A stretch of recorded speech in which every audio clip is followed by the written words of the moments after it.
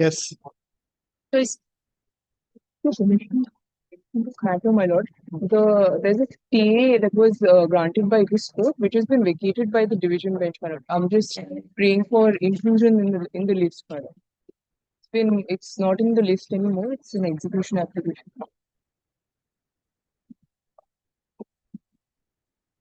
Yes. Lordship, I mention one matter, EC-Com 150 of 2025. This matter has been settled between the parties and it will be withdrawn. And there is a warrant. Okay, warrant will be discharged.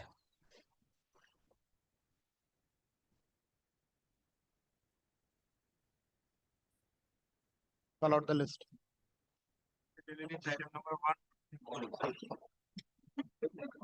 My lord, I appear for the decree holder, my lord. The matter has been settled between the parties and the bank has issued the NOC. My lord, 1, 2, and 3 items. Take down. The petitioner seeks to withdraw the present writ petition since the matter has been amicably settled between the parties. He has handed over the instruction received from his client for withdrawing the present petition.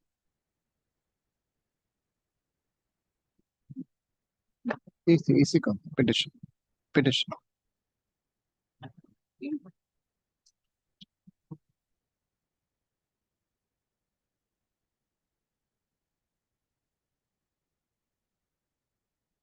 This is the no due certificate you handed. My lord. Wo line hata. Last one. Instruction hata. Between the parties. Petition stands disposed of in terms. The petition, in view of the same, the present petition is dismissed as withdrawn.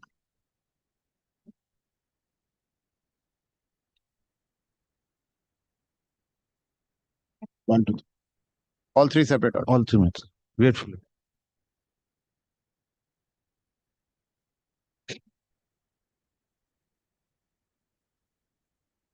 My lord, the execution petition has been served on us yesterday evening. If my lord would kindly grant us 2 weeks' time to come back. Why? Uh, Why 2 weeks? my lord, a week's time. This is execution or this is extension of the. No, my lord, the execution has been served late evening yesterday. Just a minute. Extension and 29A application. Arising out of the learned arbitrator's order.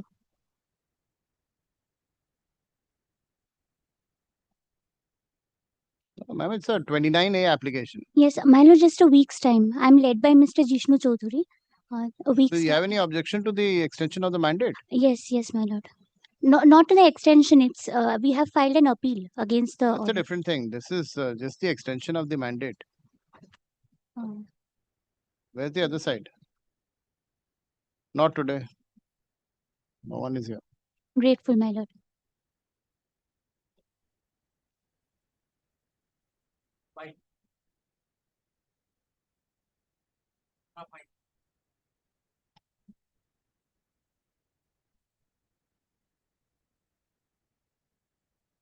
I appear for the petition in this matter. On the last occasion, the respondent was duly present, my lord. Your lordship had asked me to serve it. I have served upon them.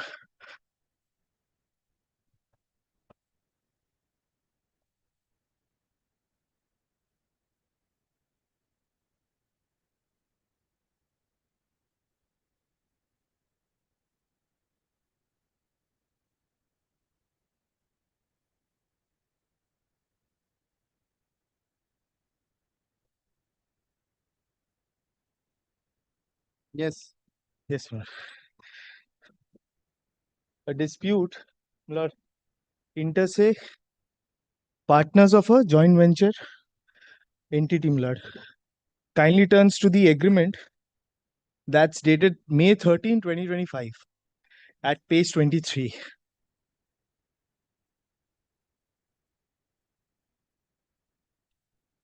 For the time being, my lord, I'll just take my lord through the relevant clauses. Your lordship, at page 23, your lordship will find that's the company in which at page 24 are the respective partners. Item number 3 and 4 are the petitioners in this instant petition, my lord. That's the third part and fourth part. Now, my lord, may kindly turns to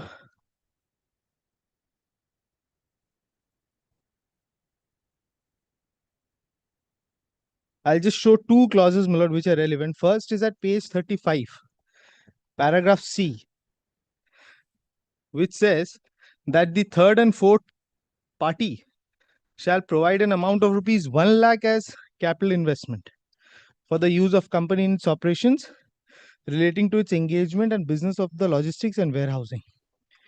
Any further capital which may be required from time to time shall be arranged by third party with their resources from other financial institutions or banks of such terms and conditions as required and mutually agreed upon.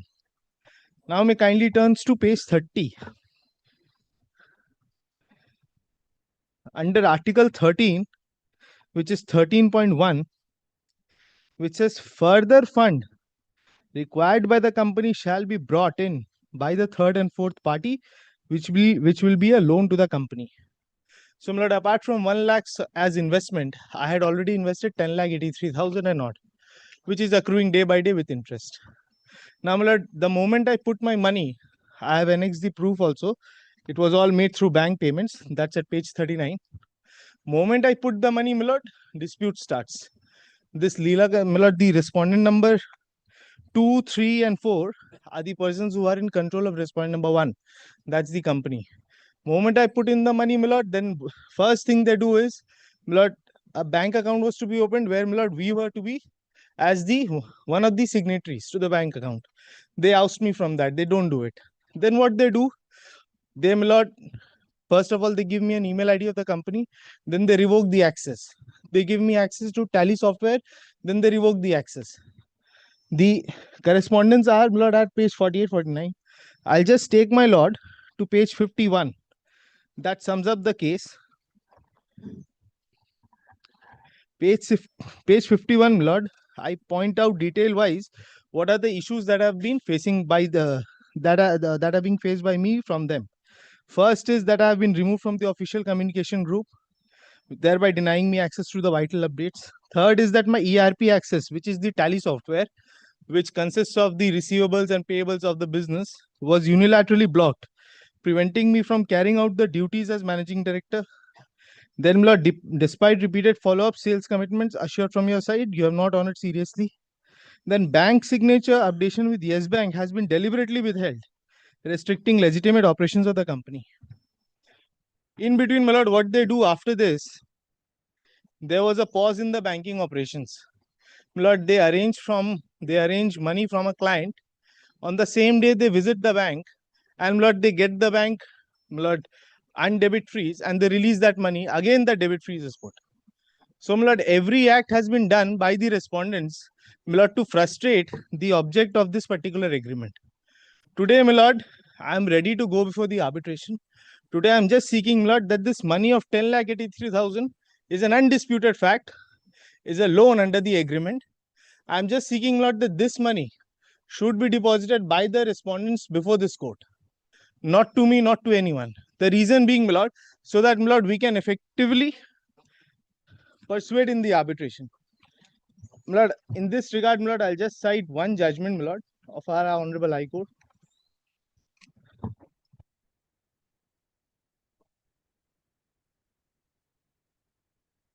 Which is a single bench, my lord. First of all, your lordship may kindly takes 2009 SCC Calcutta 2656.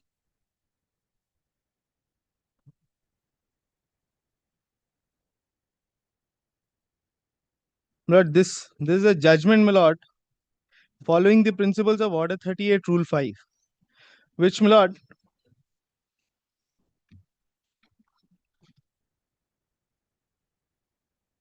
yes.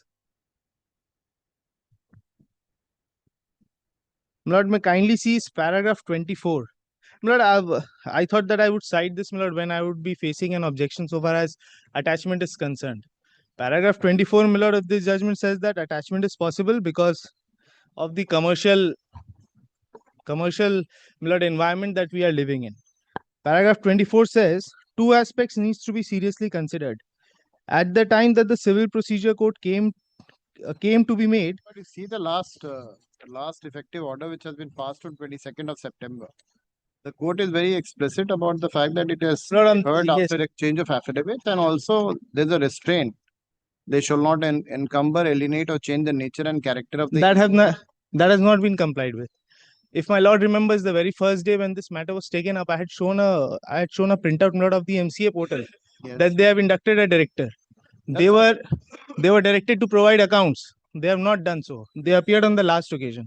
Then there are, if they have not done so, they're in contempt. We'll They're see in that. contempt, Lord. But the order has already been passed protecting you. Lord, at And that further order, the court is very clear that they're not. Lord, gonna- at that stage, my lord, it was ex parte. Now, my lord, the last line of the order says, my lord, that in their presence it should be heard. They were present on the last. exchange of affidavits. Read the first line. The matter Yes, is my to lord. be heard upon exchange of affidavits. My lord, they are the one who will seek time to file affidavits, my lord. If they do not represent, They're not here today. We'll pass it over. Let us see. Or tomorrow, we'll have it tomorrow. very well, my lord, I shall do it. Grateful, my lord. Not today. Your protection is already there. My lord, that protection was in the absence there, my lord. After that, the my lord, protection is there. Even if it's in the absence, they can't encumber, they can't sell it. You are protected. They're not gonna. only, my lord, as regards as the other response, my lord, I shall address on the next time. Grateful. My lord, may I be permitted to mention item number 4, my lord? I was just stuck in the left. Tomorrow. My lord, the other side is not appearing, I believe, my lord. So I shall serve again to them.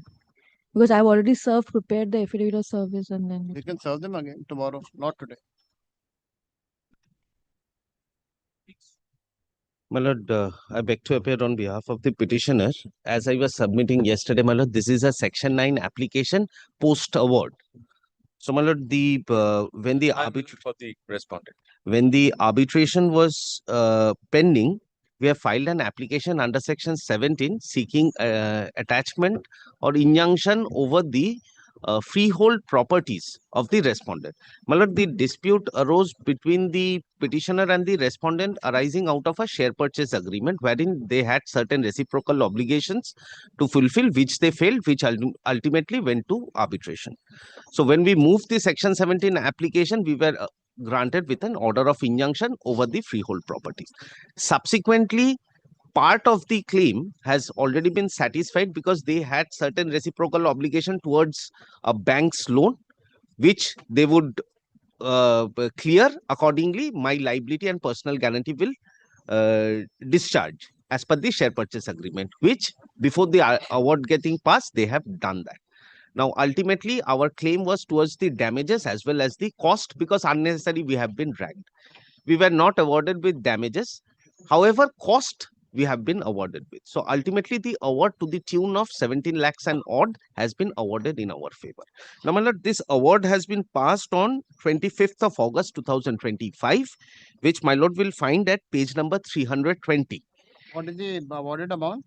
Awarded amount is 17 lakh 68,925.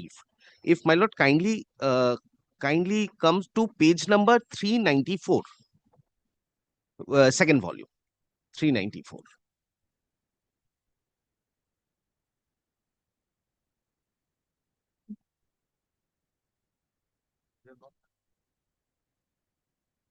My lord, it should be third volume, right? 394. I'm extremely sorry, my lord. Third volume, 394. Third volume. It's okay. Third volume. Yeah. At the bottom, my lord, will see prayer A, B, C, D, E not awarded since as I submitted. Prayer F of the statement of claim that relates to cost 17. Now, my lord, kindly come to page number 395, paragraph 68. In view of the reference coming to an end by making of this award, the interim order passed by this tribunal on February 10, 2024 stands hereby vacated and the learned receiver stands discharged without being required to file any accounts. So, my lord, today there was a protection and however my award has not yet been ripped for execution. So I'll take at least 120 days, 90 plus 30, which takes me to December. So sometimes in January I will be in a position to file the execution application and seek for further attachment. In the interregnum, what I am seeking is the order which has been passed by the learned arbitrator. To an extent, injunction and receiver, I am not pressing for receiver. Let the order of injunction be continued over the freehold property till the time I file my application in execution and renew my prayer for attachment. Those are my respectful submissions. But at the time of the arbitration proceedings, probably the damages which you were seeking were much more, Yes. right? And at that point of time, the tribunal had passed an order where the protection was to the tune of that amount. But today The amount valuation of the property was around, yes, more or less to the tune of that amount. I completely, Right. yes. So today, which property will actually cover you? My lord, may I just say this? If my lord kindly comes to the details of the property, Yes. based which the injunction order was granted, Page? first, if my lord kindly comes to page number 62, volume 1. So there is one property. So you don't need restraint on all the properties. What I am seeking is that, my lord, I'll just indicate from this serial number 1 is a property in Page? Bikani, page 62, volume 1. Yes. My lord, the first property is of Bikaner. The second, third, and fourth. Over this 4 property injunctions were granted. Second, third, and fourth are the different floors in the same building. So, my lord, one is the second floor, one is the third floor, another one is the ground floor of the same building at 13B Rammohan Roy Road, Bhawanipur, Kolkata 25. So, my lord, what I am seeking is that just an injunction over this 13B Rammohan Roy Road property would suffice for the purpose of 2 months, my lord, because once Which one? Serial number? Serial number 2, 3, and 4, because we have given as deed wise, I can show from the deed also. These are 3 separate deed for 3 separate floors That's of right. the same building, which, my lord, I can to satisfy my lord may kindly take the schedule. I'll just now refer to the deeds. If my lord kindly comes to page 238, it's the same building, 3 floors. 238. Yes. My lord will see this is a part of a schedule of a deed. The first schedule written just below that, my lord, in the second line, will see under the premises number 13B Rammoy Road, Police Station, Bhawanipur, Kolkata 25. That is the first schedule, and the particular property is at second schedule, which says all that piece and parcel of entire ground floor measuring about 567 square feet. So this particular deed pertains to ground floor of 13B. Now, my lord, kindly come to page 268, 266.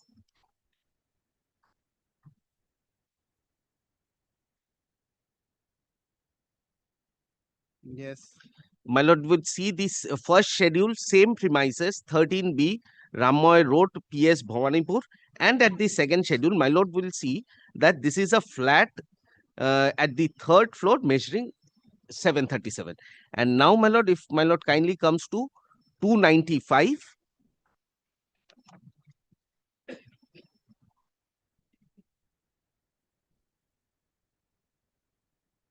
first schedule, my lord will again see the same premises, 13B Rammoy Road, and then it is the second schedule, my lord will see in the first line, flat at the second floor. So, my lord, these 3 flats over which we were enjoying injunction is a part of one building only, where the respondents are residing. So, what I am seeking for is, to an extent, an order of injunction for 2 months. Let my award get executable. Let me file the execution, and at that point of time, in case if they can't pay off the cost, the one of the property will be attached and will be proceeded with. But the interim order which I was subsisting, because otherwise I don't have any other security to an extent to close this cost. Those are my respectful submissions. But if your lordship kindly comes to page 342, which is a part of the award, then I can take your lordship, my lord, to what was the claims before the arbitrator, based on which the interim measure of protection Whatever was it is, given. why don't you just secure them with? I will, Millard. I will show your lordship what exactly I have to secure. To, Millard, balance the claim amount, the amount awarded now, vis-a-vis the claim amount which was there earlier. That's what I said. So as fell from your lordship, Millard, may I assist by showing your lordship page 342? Because this is, Millard, the amount which was claimed, 1 crore 46 lakh. This is, Millard, a part of the award itself where the learned arbitrator sets out the claims. Yes. So, Millard, it was 1 crore 46 lakh.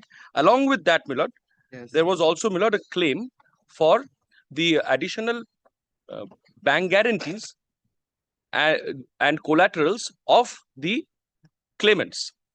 Now, Millard, in course of the arbitration proceeding, my learned senior colleague Millard has shown your lordship that they did not press for most of the reliefs because it got settled. We, Millard, managed the bank by which, Millard, we have discharged our obligations. So the only component which was awarded against us, even they had a claim for costs, they had a claim for damages to the tune of 50 lakh. What's the cost? Only the cost. And now I realize that I had made more vociferous arguments before the arbitrator on cost by showing judgments. So that has actually bounced back on me. But be that as it may, Millard, there is an award of 17 lakh. So, Millard, I have to secure this. And at this stage, I cannot say that my learned friend has to show some additional reason that I am running away with the money.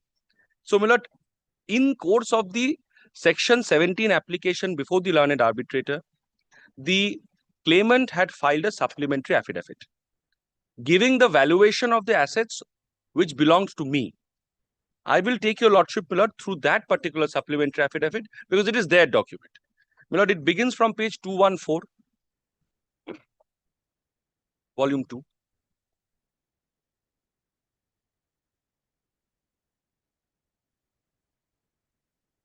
Your lordship, sorry. Yes. 214, your lordship will find, Millard, this document is affirmed by Mohit Mal, who is the petitioner. If your lordship kindly turns to page 216.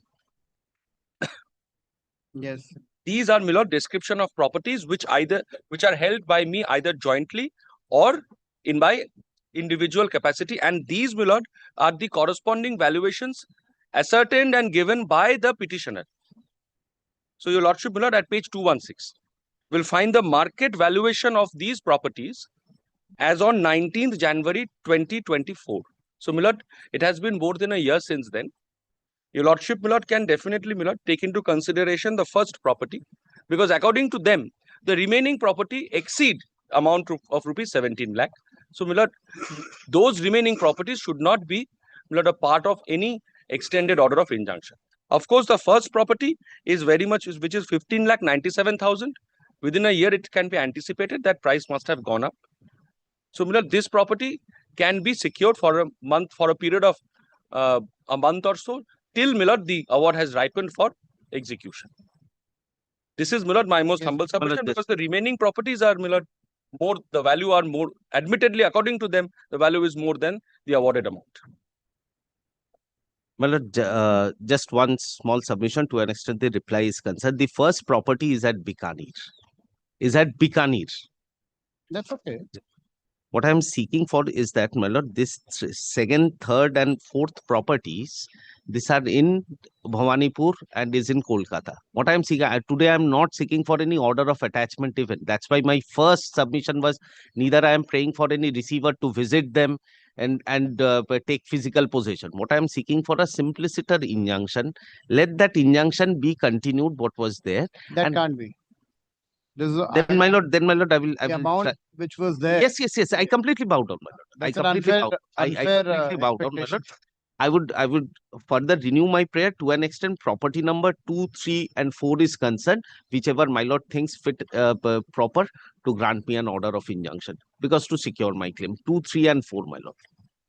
There is no difference, Millard, with respect to property at Bikaner or Bhawanipur because we are in the original site.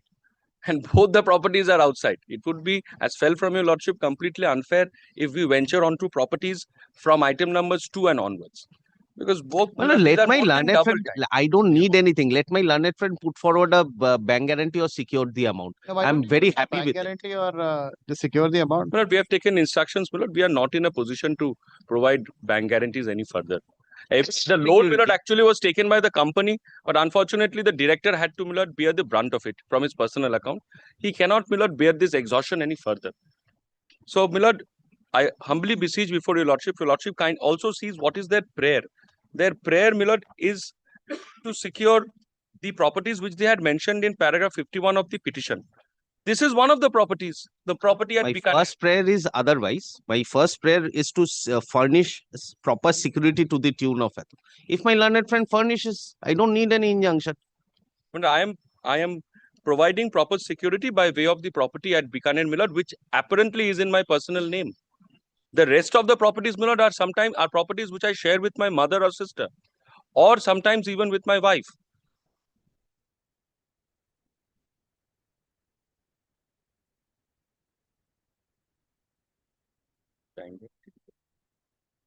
I can restrain the second property, I think. Yes, my lord. I'm This so is a grateful. joint property, my lord. That's okay. It's a joint property. I'm just Property at Bhavanipur, it doesn't, my lord, make much of a difference between property number 1 and 2. Because clearly, my lord, according to them, that's why I showed this document. This document is their document which has been evaluated according to them. It is 50 lakh. Today, the property would actually be valued at least at 52 lakh. There must be an appreciation of 2 lakh over a period of 1 month, 1 year, 6 months. But if your lordship, and the awarded amount is 17 lakh. So this, my lord, almost comes to 3 times the amount. Your lordship, my lord, can secure this property to the extent of the awarded amount. So The entire property, my lord, should not be secured. Yes. That is absolutely to an extent property to the extent. Why should I take more? Whatever I have been awarded, I'll go for that only. But in order to, my lord, avoid all confusion, property number 1 should have been the property, my lord, which can be secured. Otherwise, my lord, there is no confusion at all with respect to property number 1. that will also help property number 1. My lord, I am They not won't be sure all whether confusion. he has already created any third No, party. I'm saying I have not. He's Otherwise, I making a would have vouched statement. and said that I have not created any third party I interest completely leave it. But my lord, with respect to any of the property. my prayer would have been property number 2 as fallen from my lord. Now I leave it up to my lord. I will not bargain over here. I'm so That would be more difficult if it's a joint family property. I mean, the other people who are there. I There think will be multiplicity of proceedings, my lord, in execution. my lord, if my learned friend gives that undertaking that his client has not created any third party right and it still remains in his client's name, my lord may grant an injunction to an extent that property is concerned. Till 25th of August, my lord, the arbitral proceeding was continuing. 25th of August this year. So, my lord, all these properties were protected by orders of injunction. I'll record Today the we are, statement. yes, today we are, my lord, in November. My lord, this is The what I was. disposition of the properties has not changed. I'll This is record my your statement. undertaking. This is my submission on instructions. Your lordship can secure property number 1 because the disposition over there has also not changed. All right, take that. The petitioner has preferred the present petition post award. The petitioner has preferred the present section 9 petition post award, seeking an order restraining the respondent from alienating, disposing of, or creating any third party rights or interest in the properties mentioned in para 51. This para 51 or Yes. 51 of the section 17 17 petition filed application. before the para learned 51 of the section 17 application.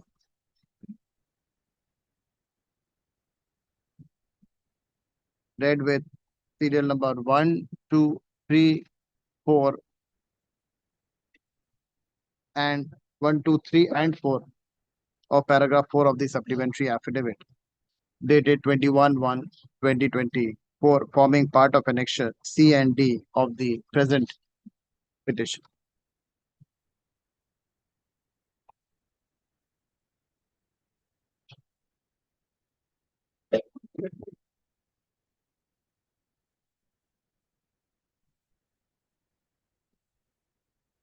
Learned counsel for the petitioner submits that the arbitral tribunal passed a final award dated 25/8/2025, awarding a sum of rupees 17,68,925 in favor of the petitioner and against the respondent. Full stop. It is submitted that till date, the petitioner has not received any information regarding the. Have you filed 34? No, my lord. As learned counsel for the petition states that till now the respondent has not filed any section 34 petition challenging the award dated 25/8/2025. Full stop. The statutory period for challenging the award is still subsisting. Full stop. The present petition under section 9 has been filed seeking protection against any alienation or creation of third-party interest in respect of the aforesaid properties. Full stop. Learned counsel further submits that during the pendency of the arbitral tribunal, the arbitral tribunal, by order dated 10th February 10th February 2024. 2024, had restrained the respondent My lord. from creating any third-party interest over the said properties and had also appointed a receiver for taking symbolic possession thereof. Full stop. However, now since the final award has been passed, the petitioner is left without any subsisting protection or security as awarded by the learned tribunal. Full stop. This court has learned counsel for the respondent states that the total claim amount was that is page. Yes, my lord, page 342, volume 3. The total claim before the arbitral tribunal was for a sum of rupees 1,46,75,601.88, And rupees 50 lakh as damages. and along with damages of rupees 50 lakhs as claimed by the petitioner. Full stop. Learned counsel for the respondent further states that the arbitral tribunal has only awarded cost of rupees 17 lakhs 68,925 in respect of the claim. Full stop. Learned counsel for the respondent further states that the interim protection under section 17, which was awarded by the learned tribunal, was in respect of the entire amount claimed by the petitioner. Full stop. He further states that since now the award is for a much lesser amount, he prays that all the properties which has been earlier restrained by the arbitral tribunal shall not be the respondent shall not be restrained from creating any third party interest or alienating the properties. He fairly submits that the property in the description at serial number 1, which is Shrikunj apartment being flat number B101, containing a built-up area of 1,408 square feet at first floor of Tower B, ye kar do. Yes, shall duly protect the interest of the petitioner in terms of the awarded money, since the valuation of the property on 19th of January 2024, according to the petitioner, was 15,97,554. Full stop. He further states that the property would have appreciated and the interest of the petitioner to the tune of 17,68,000 जो भी amount है, will be protected.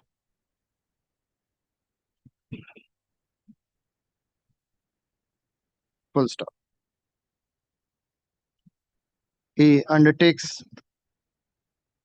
further states that the said property has not been sold or any third party right has been created. Full stop.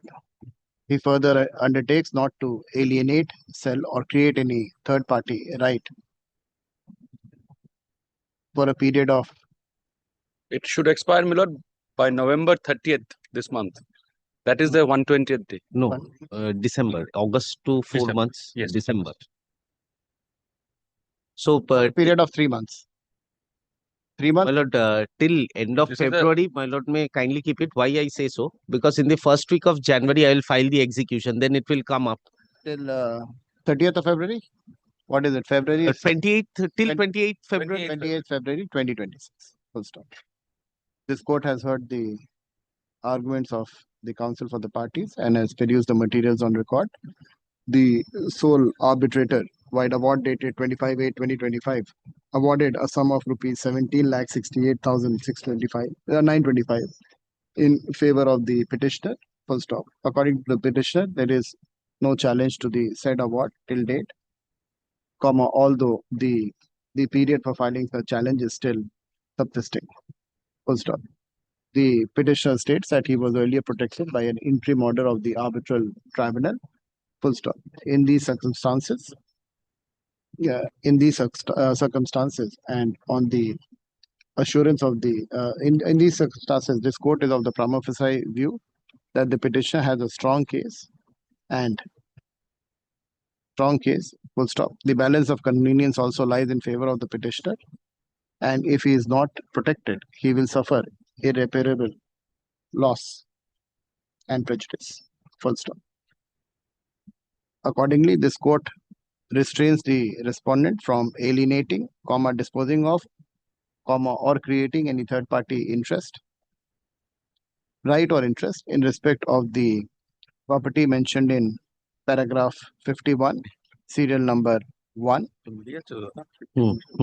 of the supplementary affidavit dated 22/1/2024 for a period of till 28th February 2026. Will it be of lordship's pleasure to just indicate property situated at Bikaner? Well, I have given the entire detail of the Very property. That first detail, property number, Bikaner तक पूरा वो detail. ये इसको डालो, ठीक है, to one thing from here to here, tick to tick. Okay. 2026. List the matter on. When do you want? My lord, may dispose it of. With the above direction, the present petition is disposed of. My lord, the affidavit of service. Affidavit of service is taken under court. I am so grateful. Deeply obliged, my lord.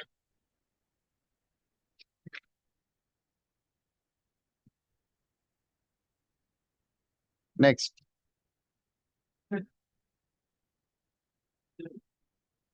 My section 9, my lord. The outset, my lord, my section 9 at the outset, my lord, I would want to file a supplementary affidavit because there's a material fact which is not mentioned in the application. I'll tell you, lordship, what the matter is, my lord. The matter, my lord, this is I am a manufacturer of chemical products and I have a factory in Haridwar. I wanted a clean room, a laboratory and a production facility to be constructed to expand my project. I had taken the services of the respondent. The respondent provided part of the services. The laboratory was partly completed, but there were some works which are incomplete, and the production facility that was not started at all. He has abandoned the project midway. That is my case. He has a claim for some 22 odd lakhs plus another 10 lakhs bank guarantee which I have invoked, and I have a claim that since it's a very specific project, either he completes it or I complete it through someone else. But before that, a measurement has to be done as to how much work he has done so that I can have a proper claim subsequently. So I want my prayer before your lordship is primarily for a receiver to be appointed who will go do a joint measurement. In the meantime, what has happened also is, my lord, the respondent is the MSME, and they've issued a notice to the MSME Council, and the MSME Council has given us a notice that payment should be made.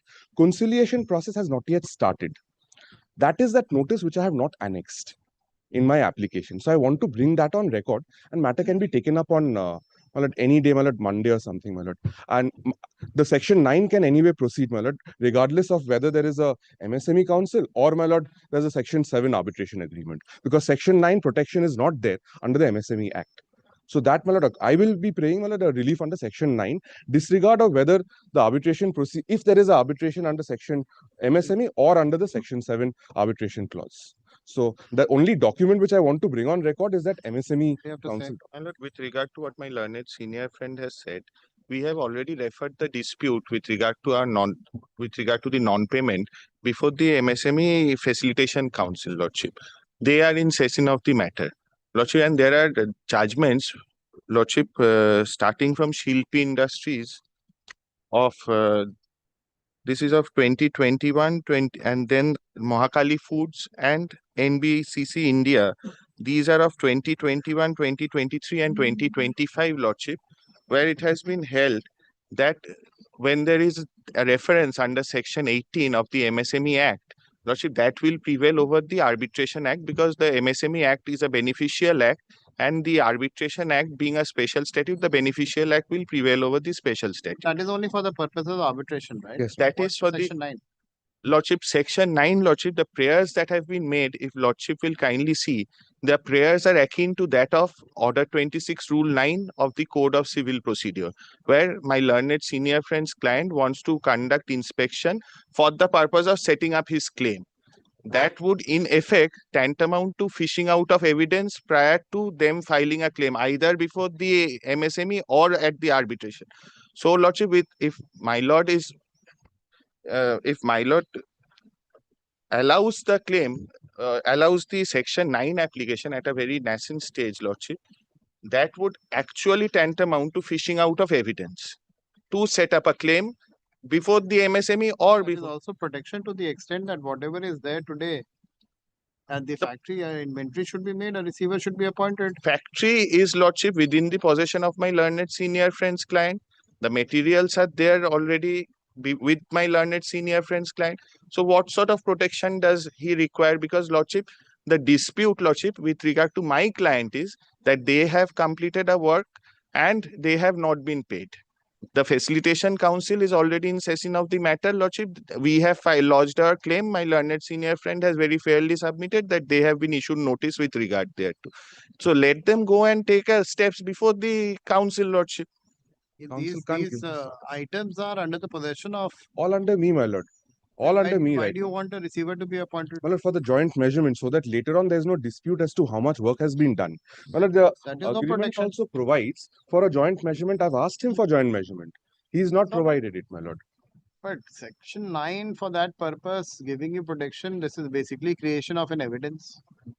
My lord, I will whole place, purpose. my lord, may I come back, my lord, with judgments also, my lord? It's only for that purpose that I'm asking. And my lord, most In importantly, your possession, if I would have understood that they were in possession of that, then I would have appointed a receiver. He would have gone. That is in all fairness. But the factory is yours.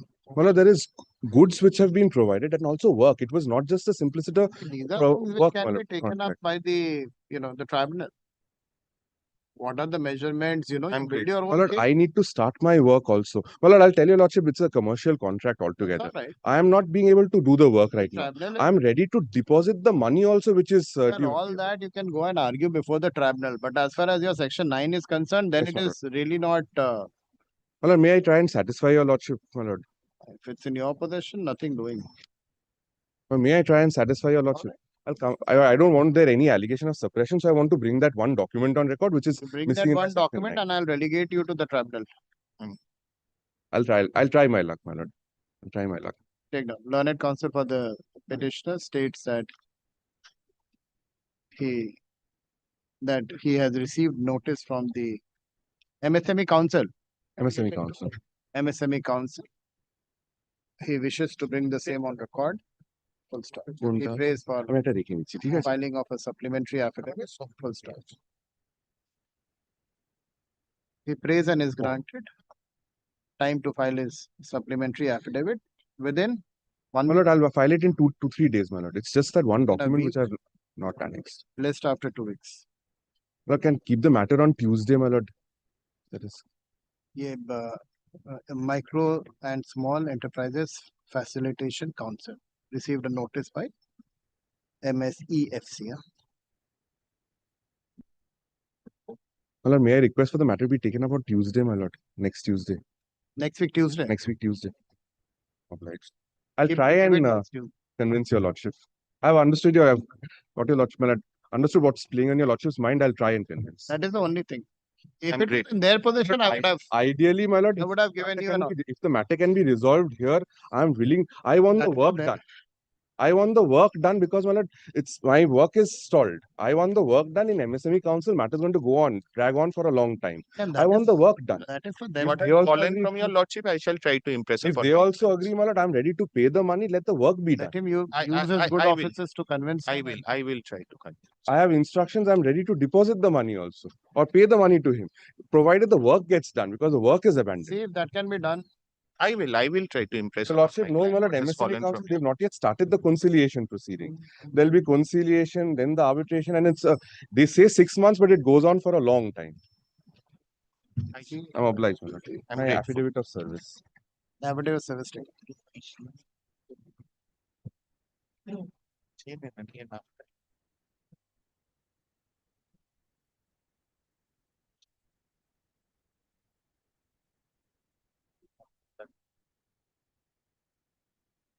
My lord, this is my section 9 Mr. Rana. application. My lord, slightly ambitious prayer, my lord, for an ex parte, my lord, order.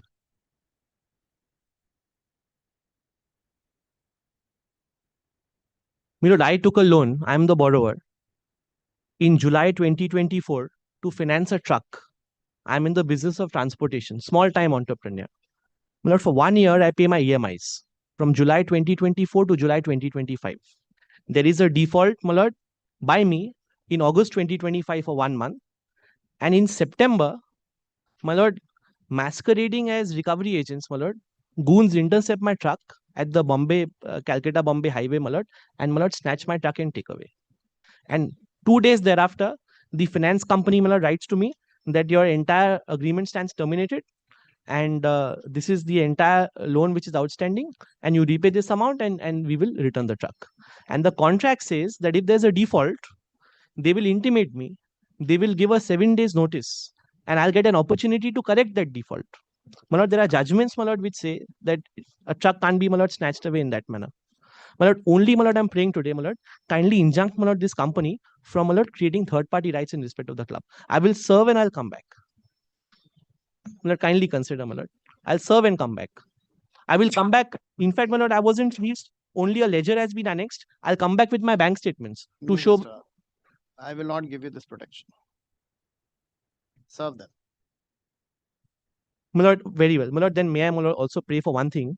My lord, the address given in the cost title of the respondent, my lord, is their registered office in Chennai. Wherever you But know they- lawyer, they- he must be. There are a lot of lawyers who are sitting here. No, my lord, may I also be allowed to, my lord, Exactly who's- just amend, my lord, in hand, my lord, if your lordship can grant me leave to just, my lord, add the Calcutta address also in the cost title of the respondent, and we'll serve them on both addresses. Learned counsel for the petitioners seeks and is granted.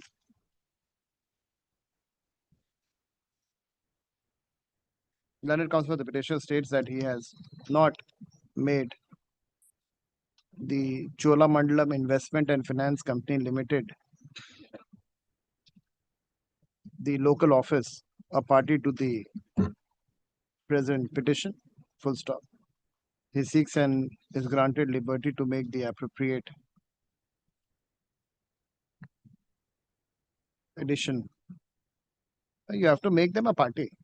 No, my lord, they are a party. I have given their Chennai address. My lord, they have the registered office is in Chennai. This My is lord, not change. This is I'm- basically adding a, No, my lord. If your lordship kindly just sees the cost title, my lord, once. My lord, Cholamandalam Investment, registered office at so and so, also add and just add another local address. That is all. Because that address should have been there because that's the office that's coordinating with us. So if we serve in Chennai, my lord, it may not serve our purpose. And my lord, if your lordship grants leave, only then can I make it by hand. Otherwise, I'll have to, my lord, make a formal amendment with my you lord. should make a formal amendment with this. My lord, kindly consider, my lord, No, granting. no, this you should make a formal amendment. They will come and say, no, this, make a formal amendment. Serve them.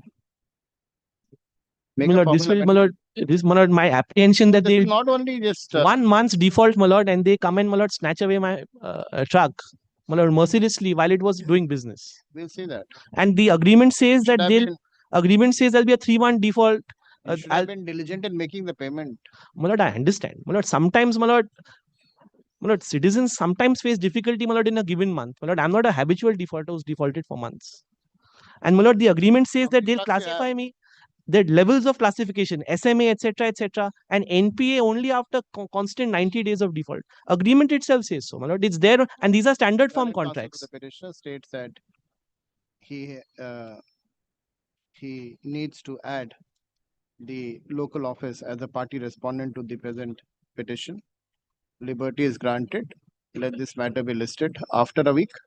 After, my lord, is your lordship granting liberty to correct in hand? Not with hand. Week? Will you do it in a week? Huh? Within a week. My lord, liberty to, my lord, as my lord senior guides me, my lord, liberty to serve at the petition may not be amended, my lord, liberty to also serve them at the local office. You have to make them a party. No, my lord, the entity is a party. No, the local office has to be a party. My lord, it's a company. It is a company, but the local company, the local registered office has to be a party. It's a local registered office too. You have to serve them. No, we'll serve them, my lord. They have to be a party here to be served. You have just put Chennai in there. That will not suffice. Very well, my lord. Kindly, my lord, we will do the needful. 1 week? Next week? Next week, my lord. Give a date next week.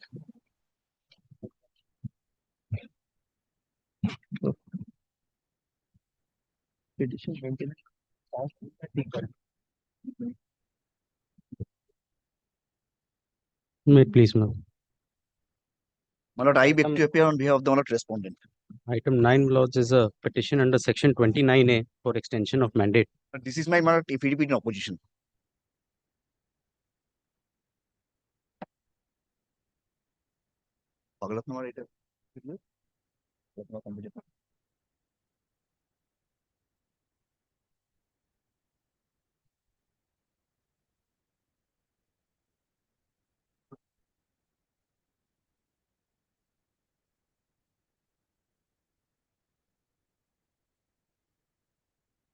Yes. Lords, Justice Pinaki Ghosh was appointed as an arbitrator by this honorable court, Jalpaiguri bench. Yes. And my lordships, the period of 6 months, as provided under section 29(3) was consented by. Do you have any objection to it? Lord, with respect to the jurisdiction of this honorable court, my lord, to extend the mandate, my lord. So, but it's been going on. You have been participating. Yes, the my lord, arbitration proceedings are going my on. lord, kindly cease. Yes. But I will not point it out. Not kindly cease. Kindly takes my lord, my agreement. That is, my lord, at page 20, clause 30. My lord, this is a, my lord, contract which has been, my lord, given to run a restaurant at Bagdogra Airport. Yes. Which is, my lord, at Bagdogra, my lord, within the jurisdiction of, my lord, Siliguri. My lord, so far as the jurisdiction clause is concerned, my lord, that, my lord, clearly states. No, kindly comes to page 20, clause 30. Page 30 of what? Page 20 of, my lord, my affidavit in opposition. And they, my lord, they have not used any reply, my lord. Page 20, yes. Don't want page to 20. You want to file a reply to this? No, I don't want to file a reply. If my lordships, before my lordships has that, my lordships would have page 42 and 43 is the consent given by them before the learned arbitrator for extending it for a period of 6 months. Annexure E. 42. Page 42 and 43 is an order dated 14th February.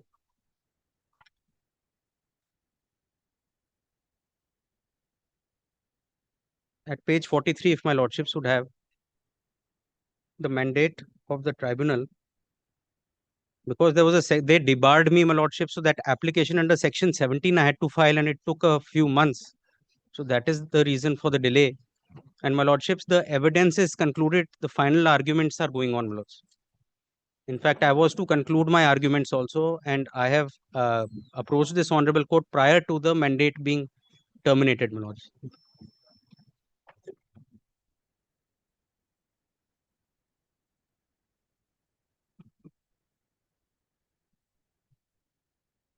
My lordship says page 43, the mandate of the tribunal is extended for a period of 6 months from the date of expiry of 1 year period, such extension of mandate is made with the consent of the learned counsel. Then my lordships may deal with their objections. I will deal with their objections. They are saying that the commercial courts in Siliguri, you should file an application for extension. Now there is a judgment of this honorable court also, my lords. I have two judgments. Let them deal. This is Shampa Sarkar and that's right. And That's your right. lordship judgment, my lord. I will also not deal with Yes. that. I am carrying my lord your lordship judgment. The So recent that one. issue is also pending before the Honorable Supreme Court. Yes, my lord. And the judgment has been reserved in that matter on, I think, 10th of September or My something. lord, your lordship Right. judgment, my lord, I am carrying, my lord. It is my lord, your lordship is my lord 4th of November 2025. Your lordship, my lord, So your objection is 2E. No, my lord. My lord, here, my lord, division, here, my lord, the Jalpaiguri bench, my lord, has made the appointment, not the, my lord, principal bench, Calcutta High Court.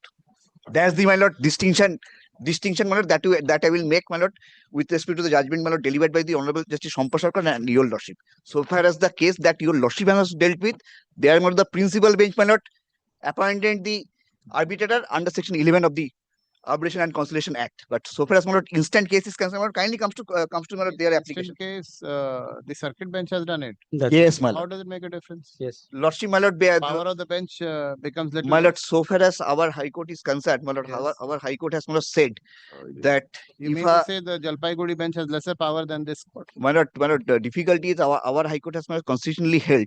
What? If a bench is, my lord, out of determination, then, my lord, that is, my lord, without, my lord, jurisdiction. If, my lord, that means, my lord, delivers the judgment, that is, my lord, without, my lord, jurisdiction. And, my lord, your lordship is well aware. So without jurisdiction, then why are you participating in the? My lord, so far as that You are point, giving consent. so You are far as participating for last 1.5 years, 2 years. my lord, that I have, my lord, come to, my lord, to know, my lord, later, my lord. After, my lord, filing this 29A application, my lord, I have, my lord, notice, even, my lord, order appointing arbitrator by the Jalpaiguri division bench also, my lord, did not have the type. That is, my lord, that issue, my lord, I can take it, my lord, separately. That issue, my lord, I can take it separately. But so far as on date, my lord, so far as section 11 application is concerned, so far as appointment of the arbitrator is concerned, my lord, that had, my lord, not been done by, my lord, this honorable court at the principal bench. Doesn't matter. Doesn't matter. My lord, your lordship, my lord, the issue that your lordship, my lord, has decided that so far as 29A application is concerned, 21E will not be attracted on the ground that under section 11 appointment was done by the High Court. Now, my lord, kindly appreciate in the instant case, so far as the jurisdiction class is concerned, that, my lord, gives jurisdiction to the, my lord, Jalpaiguri court.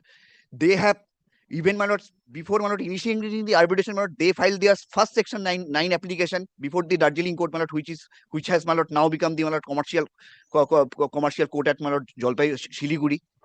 My lord, we thereafter, my lord, against the interim measure of the learned arbitrator, my lord, we have, my lord, moved an application under section 37 before the, my lord, commercial court at, my lord, Siliguri. And to even, my lord, section 11 order, I will, my lord, go into that question later on, whether that appointment was wrong or otherwise. But as on date, my lord, so far as this court is concerned, my lord, this court, my lord, has not, my lord, appointed the, my lord, the arbitrator. So, my lord, your lordship's judgment, my lord, is on the very facts, my lord, distinguish on the ground, my lord, this court, my lord, has not, my lord. It does. That doesn't really matter, sir. My lord, kindly, my lord, sees. I will rely upon a judgment, my lord, where, my lord, an issue was raised that commercial division of this honorable court had the determination to issue. Which judgment? Justice Bhattacharya's judgment, Justice Oak. No, it is a division bench judgment, my lord. Kindly see what is the effect of the, my lord, We'll see poster. that. You make your submissions. Yes. So, my lordships, I have shown the consent order, my lordships, of 14th of February. That is one. Secondly, my lordships, Article 214 of the Constitution of India, my lordships, the Calcutta High Court is my lordships, established under Article 214 and Section 21E, Section 29A, and Section 42 of the Arbitration and Conciliation Act. My lordships, they don't deal with benches. They bench is not mentioned. It is the court with the principal court is the civil court having jurisdiction, and so that is one aspect, my lords. So it is not about the bench. Secondly, my lords, Jalpaiguri does not have any original jurisdiction as per the rules. It is only this honorable court which has the mandate. Now, my lordships, consistently what has been held by two judgments that I am First, you have shown this page 43, and then you were showing me something else also. Another yes, page. page 43, my lordships. I was showing the consent order. Yes. This is one, and my lordships would have at annexure H at 84 is 85, my lordship. So this is the last sitting on 20th August. So where my final arguments I have commenced and I was to conclude, my lordships, and the parties were directed to file an application for extension before this before the concerned court, which according to me, my lordships, is this honorable court. What his objection, my lordships, is that the commercial courts have jurisdiction. Now that issue, my lordships, has been dealt with by in the judgment of Praxair India versus Steel Authority of India Limited. If I may be permitted to pass on this judgment.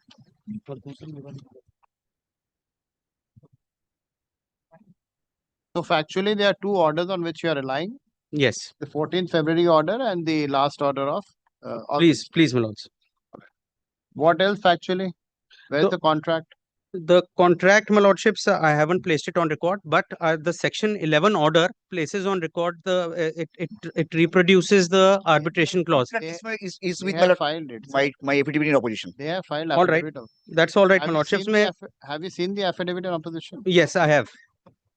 So, my lordships, because So take me from there. Where is the? All right. Para clause 33. Don't do piecemeal submission, sir. Are you very well in a hurry?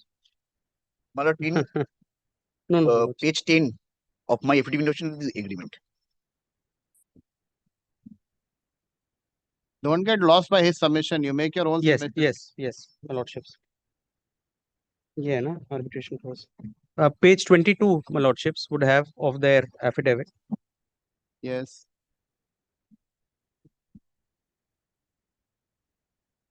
So in fact, this arbitration, the appointment of an arbitrator, my lordships, if my lordships will just see this clause, Roman 3A.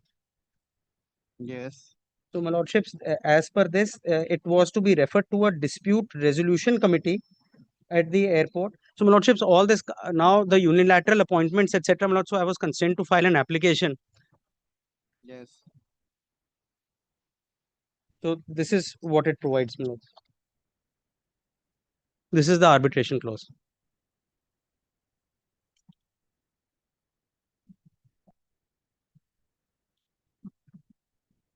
And insofar as them filing an appeal under section 37, my lordships, an order under section 17 is passed in my favor, where they had debarred us during the pendency. That judgment also I have placed on record. They have carried it, my lordships, to a commercial bench. Now they say that you file an application. Keep showing the document rather than making these submissions. Take me All to right. the documents. Yes, my Why lordships would have these. submissions in thin air. No, Why no, don't my you show lordships. the documents. It is there on support record. your contention. Yes, my lordships would have. Take your time. Show the documents. Make right. a submission. Very well. My lordships, at page. I think we have more time than you have. No, my lordships, I am here only for this date. Show me the documents. I am showing, my lords. 14th February order. If you need more time, you come back tomorrow. No, my lordships would have at page 44.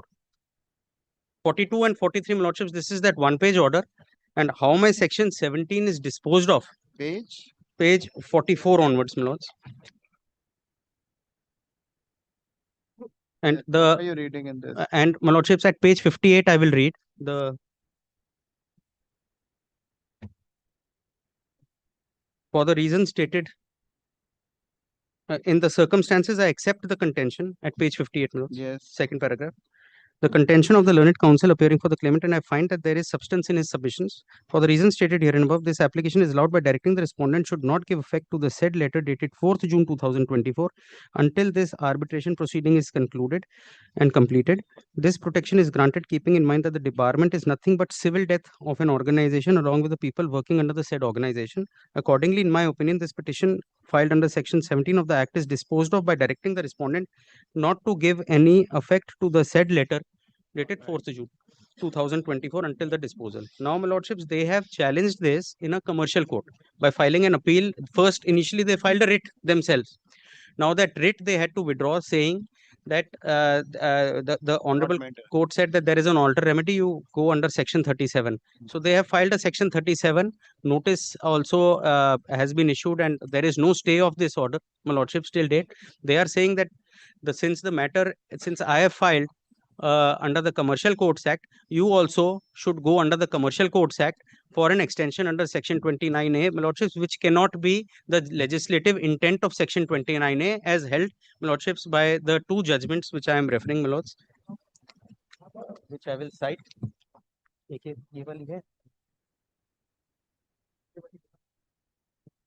One is Justice Sarkar's judgment. Justice Sarkar's judgment. Justice Sarkar and Justice Moshmi Bhattacharya. Both relying on the Bombay High Court judgment. Yes. My lordships would have the Pakser India judgment first. Yes. Justice Moshmi Bhattacharya. I have. My lordships would see at paragraph 25.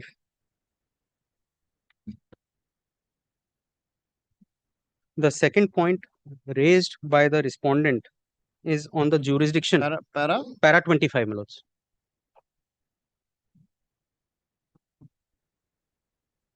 Yes. The second point raised by the respondent is on the jurisdiction of the court, or more precisely, the lack of jurisdiction for deciding the extension of the mandate.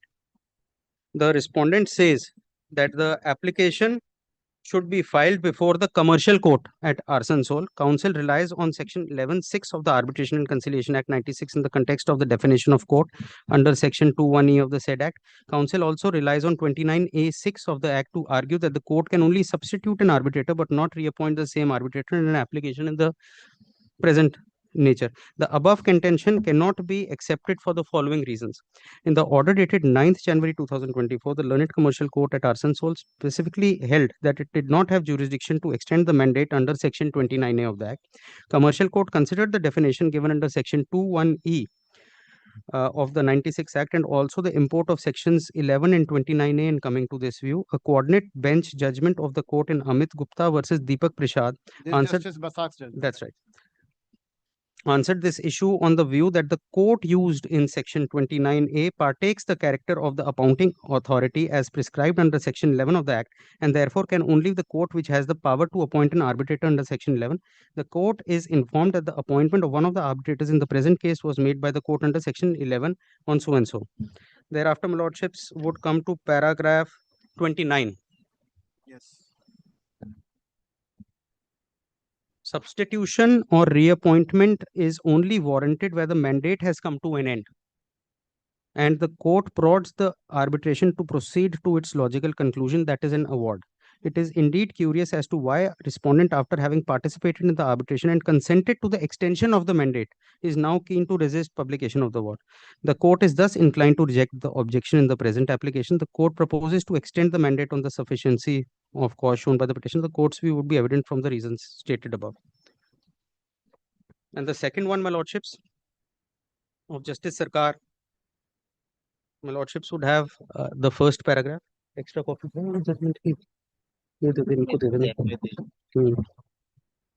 This is an application under section 29A(4) of the Arbitration and Conciliation Act. This dispute arose out of a partnership deed dated October 16th, 2015. The petitioner invoked the arbitration clause. An application for appointment of an arbitrator was filed before this court-wide AP number so-and-so. A learned Advocate Bar Library Club was appointed as the sole arbitrator. The proceedings continued before the learned arbitrator. The period of 12 months from the date of completion of pleadings expired on so and so. Thereafter, the parties consented to an extension of 6 months. The mandate of the learned counsel arbitrator stood extended till 4th April. Such extension by the consent of the parties had been recorded in the minutes of so and so. This application was filed for extension. Thereafter, my lordships would have the relevant paragraphs. 16, my lords.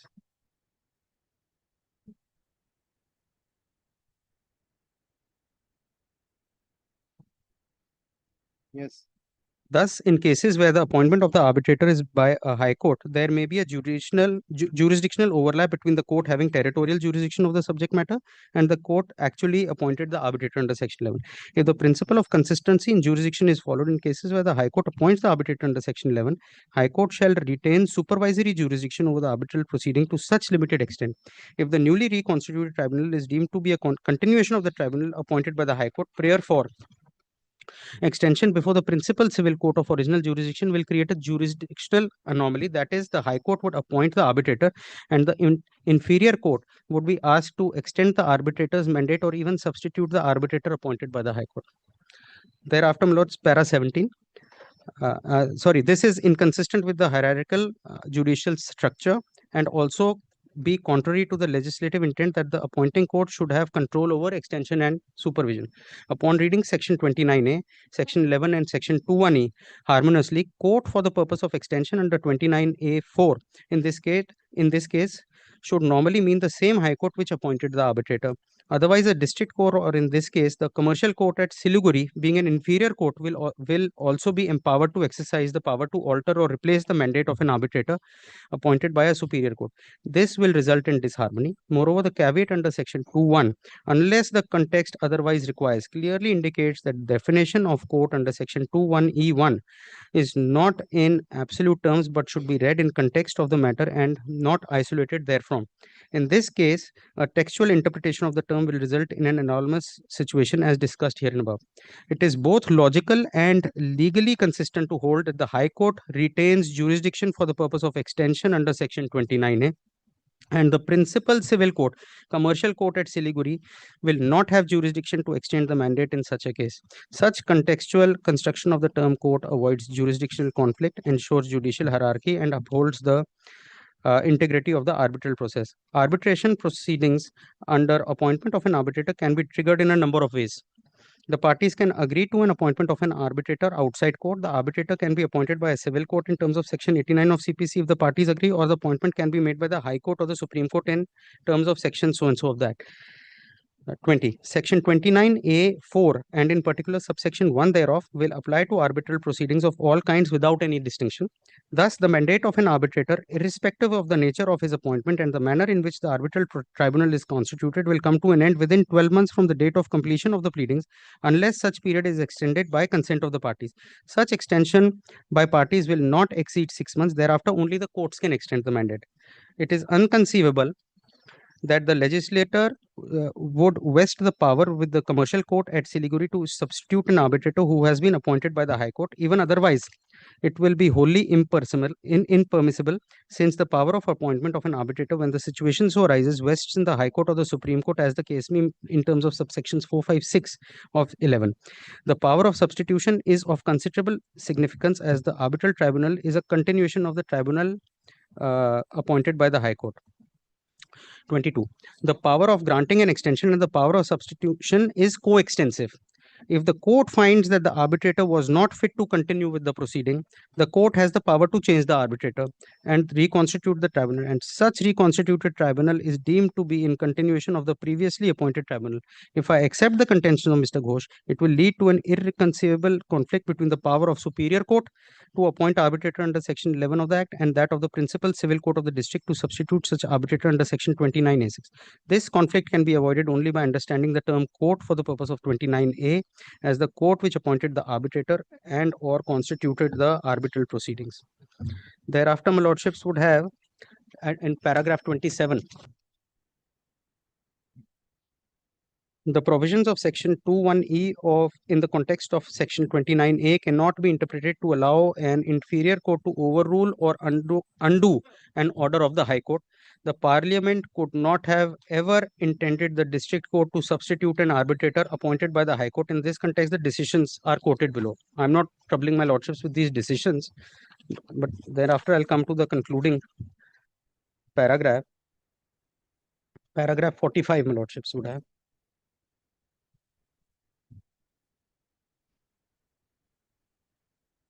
It may so have happened that the application for extension of mandate is filed before the commercial court at Siliguri, and while considering such application, the court was of the opinion that the delay was attributable to the arbitrator, and the arbitrator was not acting in a manner which would be beneficial for the disposal in time. Hence, fees should be reduced and/or substitution should be made.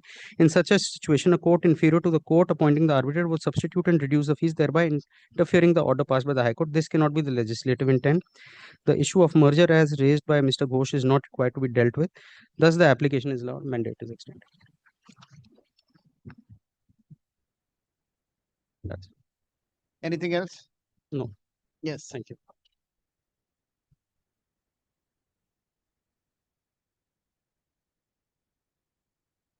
My lord, kindly comes to my lord the agreement that has been my lord executed between the parties, my lord. Yes. That is my lord at page 10 of my lord affidavit in opposition.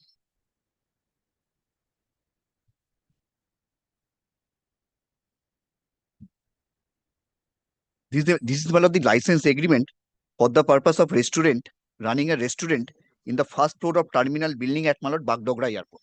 Yes. In the recital of the subject, my lord, it reads as that. Yes.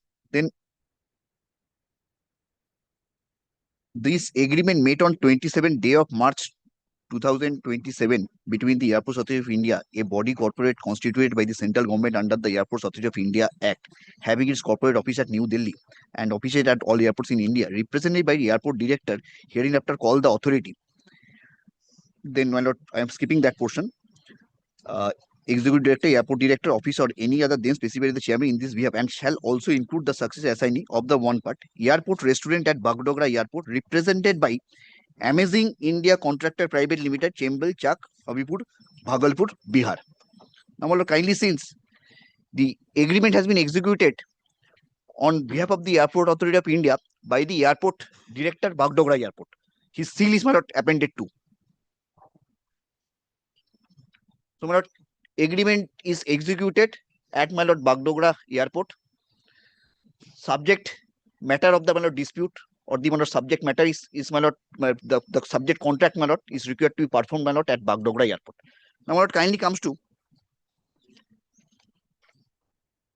clause page 20 of this agreement, clause number 30, my lord. In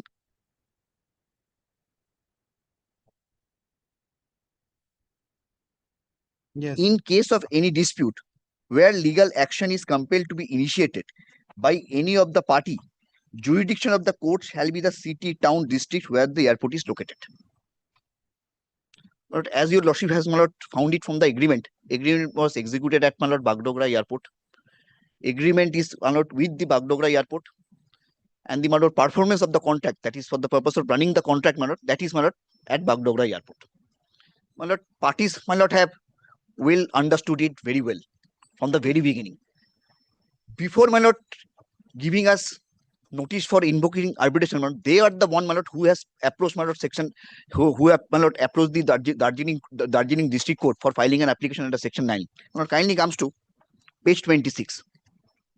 It is, my lord, their application. My lord, that time, my lord, commercial court at Siliguri was, my lord, not functional, my lord. So that time, my lord, it was, my lord, filed under section 9 before the, my lord, district judge at Darjeeling, my lord. Page 26, my lord, their application. Petitioner is the, my lord, Kullan Kumar Singh, the director of the Amazing India. And the party was, my lord, airport director, Bagdogra Custom Airport. This was, my lord, their section 9 application. And, my lord, that got dismissed by order dated 17 May 2022. That is, my lord, at page 31.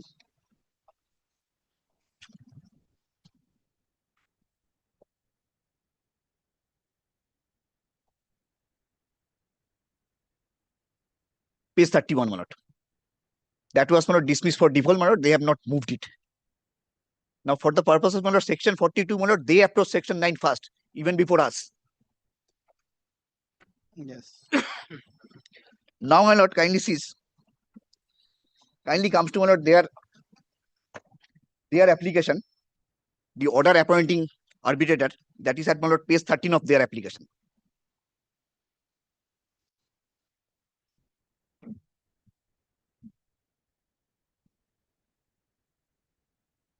Got the annexure A. In the High Court at Calcutta, Circuit Bench at Jalpaiguri, civil revisional jurisdiction. Yes. My lord, secondary question that I would argue, whether under civil revisional jurisdiction under appellate side, if this bench has not been designated in terms of my lord, section 11 as a designate court, my lord, what is used at the lordship is very well aware, either Chief Justice himself or my lord his designated.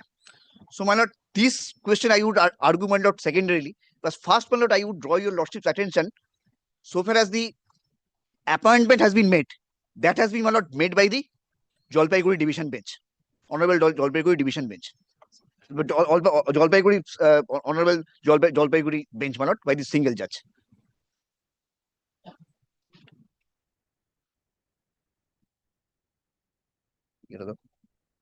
My lord, so far as the judgment, my lord, that has been my lord relied upon by my learned friend, and your lordship, my lord, has taken into consideration both the judgment in your lordship judgment, that is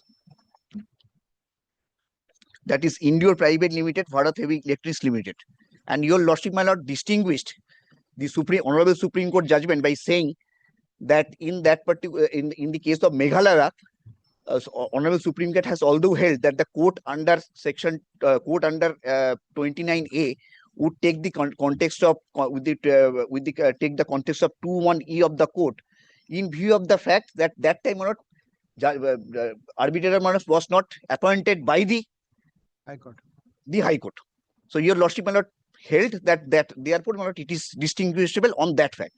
Now, so far as this case is concerned, I want to kindly consider both the court cannot have jurisdiction. Either my lord, Jalpaiguri court will have jurisdiction, or my lord, this court will have jurisdiction. Now, my lord, today we are, my lord, faced with a situation where admittedly your lordship will find it from the record, principal civil court has not, my lord, made the appointment so far as the arbitrator is concerned. So, my lord, even if then, my lord, if I go by your lordship judgment, then, my lord, that will not be applicable in the facts and circumstances of the instance case, since in your lordship judgment, that was, my lord, that appointment was not made by the any other bench of this honorable court. But you have not challenged the order of the appointment of the arbitrator. My lord, so far as I will, my lord, so far as question of jurisdiction is concerned, I have, my lord, come up with judgment. I would, my lord, show that I can take the point of jurisdiction at any stage. In the stage of appeal, my arbitration is not yet over, my lord. I can very well take that point till the arbitration is over. I can take that point as well. Even my lord, I can take the point of jurisdiction at the execution court. You could have filed an application before. My lord, I have come to know it, my lord, know it later, my lord. And after 2 years. So far as this honorable High Court is concerned, my lord, I will, my lord, rely on a case where, my lord, what was happened, a particular determination was not with the commercial court of this High Court. My lord, the matter was, my lord, moved. Section 34 application was moved before the ordinary original civil jurisdiction. Order was passed. That order was assailed, my lord, under section 37. Court, my lord, found the division bench, my lord, found since that particular honorable judge did not have the determination in the commercial side, that judgment, my lord, becomes void ab initio. And so far as, my lord, this arbitration is concerned, my lord, my secondary point would be whether by this order, my lord, arbitrator could not have been, my lord, appointed. That would be my second limb of submission. If your lordship is, my lord, with me with the first limb of submission, that since your lordship has not appointed, this honorable court has not appointed the bench, then, my lord, he cannot maintain this application here. then, my lord, I will not press the, my lord, second limb of submission. That, my lord, I will take up when, my lord, he takes up before the appropriate bench. As far as the jurisdiction is concerned regarding the appointment is justified to the extent you have not challenged it. We are only looking at the 29A application, which deals with the extension. We are not getting into the jurisdiction aspect at all. My lord, so far as 29, your lordship, my lord, can certainly, my lord, look into to my lord, to extend whether your lordship, my lord, is possessing the jurisdiction or not. That I'll see. In view of the, my lord, in view of the fact, my lord, firstly, in view of the fact that agreement is, my lord, executed at Bagdogra Airport, Yes. contract was performed at Bagdogra Airport. Yes. They have filed Section 9 application at Darjeeling or the Siliguri court, as the, my lord, case may be. And in view of 40 dot, all subsequent application, my lord, should go to, my lord, that court. Coupled with the fact, my lord, this so far as, my lord, this principal bench is concerned, that has, my lord, not appointed the arbitrator. My lord, kindly, my lord, let me, my lord, rely on, my lord, the judgment of this honorable court. I'll give you. All right. Thanks. God, this is, my lord, reported in 2025 SCC Online Cal 6072. This is, my lord, division bench by Honorable Justice Arijit Banerjee and Om Narayan Rai. Yes.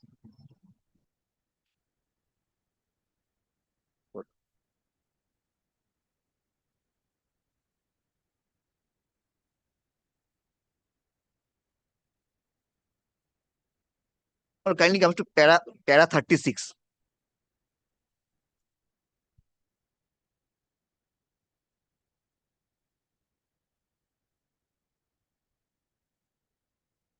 It is therefore clear that on both the aforesaid date, that is when the said honorable judge who has passed the order impugned took up the matter for adjudication for the first time, and when the matter was marked heard in part by the said honorable judge, the said honorable judge of the said honorable judge had determination only over application. I'll come back after 5 minutes.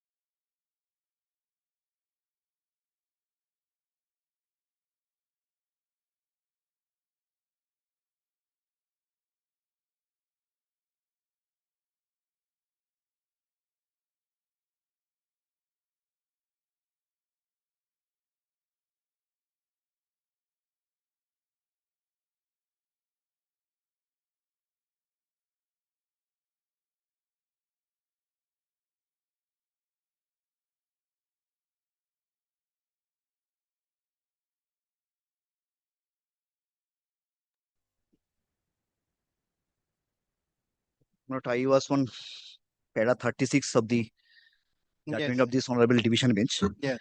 It is therefore clear that on both the aforesaid date, that is when the said honorable judge who has passed the order impugned took up the matter for adjudication for the first time, and when the matter was marked heard in part by the said honorable judge, the said honorable judge had determination only over such application under section 34 of the said Act 1996, which did not pertain relate to commercial matters. Not kindly see how particular this honorable division has been.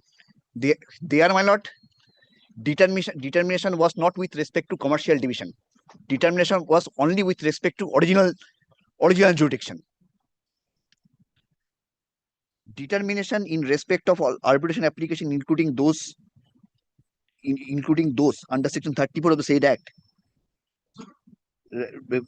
read as spelled out in section 10 of the Commercial Court Act 2015 extended herein above, rested with the another honorable judge of this court in terms of the roster dated November 14, 2019. Now, my lord, kindly comes to para 38. On the date of reserving judgment, March 31st, 2023, as on the date of delivery judgment, that is April 5, 2023, the said honorable judge had the following determination in respect of the original site matters. Matters, motion and hearing under Article 226 of the Constitution of India relating to residuary under Group 9, including applications connected thereto, 2017 onwards, excluding matters relating to police inaction, CBI and Central Agency Essential Services. Para 39. In such view of the matter, this Mr. goes to the root of the jurisdiction issue which you are talking about. My lord. This goes to the root of the jurisdiction. This goes to the root of the jurisdiction, my lord, and I would, my lord, rely on judgment to, my lord, show that I can take such point in even in collateral proceedings. So let us do one thing. Let us push it for another 2 weeks. We might have the Supreme Court judgment in place. And in And the my lordship, You know that judgment has been reserved. Yes. if my lordships, just what my insofar as the arguments, if contention at page 20, the order appointing the arbitrator, my lordships, they did not even take these objections, and then my lordships, there is a As consent. far as 29A is concerned, Yes. matter has been reserved by the Honorable Supreme Court. And similar points are also involved. Here, my lord, one additional point is that you're talking about the jurisdiction. He is arguing as if, my lordships, and this judgment, my lordships, is a section 34. And after the award is passed, my lordships today, I am before my lordships only under section 29A. My lordships, he's raising that as if section 9. We are not getting into that jurisdiction issue at all. We are only confined to 29A. That's right. So therefore, my lordships, he is also arguing section 9 because it is filed here that for a section 9, the jurisdiction is different, and this order is not challenged. So far as my lord, lack of determination, I have come. Sir, why don't you challenge it? You have come to know now. Why don't you I challenge have come it? to know now, and my lord, so far as this why don't judgment you of my lord, challenge it? Honorable Supreme Court is concerned, my lord, that has my lord given me a that will also not help you as far as that is Yes. only concerning 29A. My lord, I can take that point in collateral proceedings, my lord. I will show that, my lord. And my lordships, argue on that, my lord. I can they take have- that they point in collateral proceedings, my lord. they have In consent. any proceedings, my lord, connected to the arbitration, my lord, I can take up that point. Whenever, my lord, it is, my lord, required to be, my lord, enforced. My lordships, at page 42 and 43, is there consent to the arbitration proceedings? And my lordships, for 6 months they consent, and now they are raising this My objection lord, I will of show, my lord, jurisdiction. even, my lord, by consent, my lord, I cannot, my lord, confer jurisdiction, my lord. If there is a judgment, my lord, to that effect as well. You should have taken all these judgments. And My lord, now, my lord, I have, my lord, after 2 years, you are waking up. You should have taken all my these lord, points. my lord, kindly, my lord. You have been the counsel in this matter. My lord, when at the time of my lord section 11 application, I was not. My lord, I The was learned not at this ASG stage of my appeared. lord arbitration. The learned ASG appeared, my lordships, at page 20 and did not take any objection except the fact that I am empowered to appoint an arbitrator. This is the only objection. If my lordships would have page 20 of my petition. We'll have it after 2 weeks. Let's wait for the outcome of the Supreme Court judgment. After 2 weeks, it should be out. It was reserved on 10th of September, I think. My lord, which judgment, my lord, it was? This is Justice Narasimha's. So it might take with the judgments that are reserved, my lordships. Generally, my lordships, my arbitration process. SLP number uska kya hai? It's only the final arguments that have to take place, my lords, and the award has to be rendered. After 2 weeks, if that doesn't come, we'll decide it.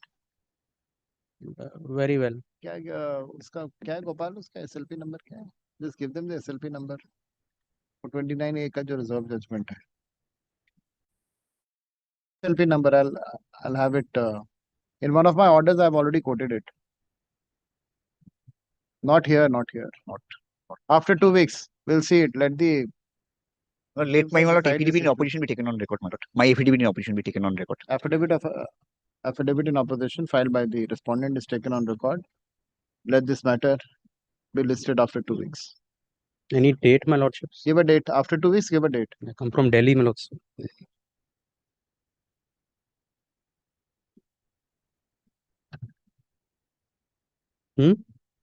Sorry? 2nd December. All right. Grateful, my lord. Grateful. Thank you.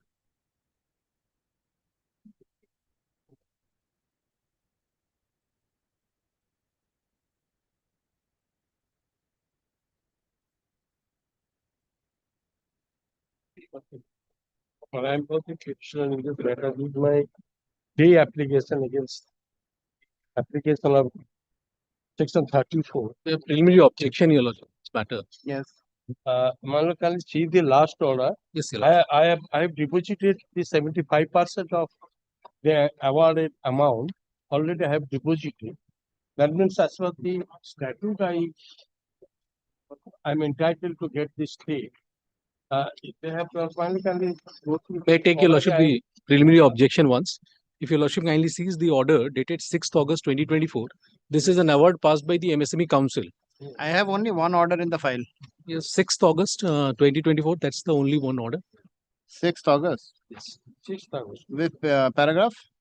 Page? Internal page 3, last. The petitioner is directed to deposit 75% of the awarded amount by August 9, 2024. Now, what he has done, Your Lordship, he has only deposited 70. Where are you reading? Internal page 3 of Your Lordship, that order, 6th August 2024. 6th August. 6th August 2024. The order was passed by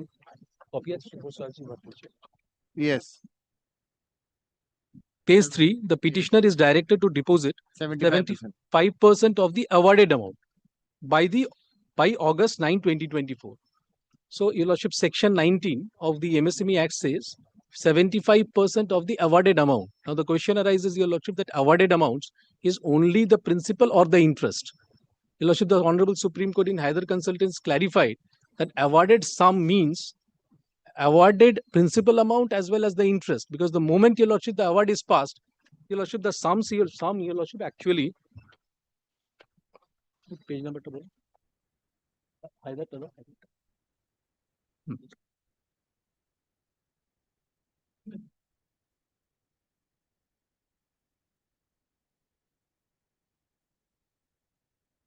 I mean, my submission is the awarded amount. Para 28 of the consent. MSME Council. Yes, yes. Not the interest. The interest is the not the awarded amount.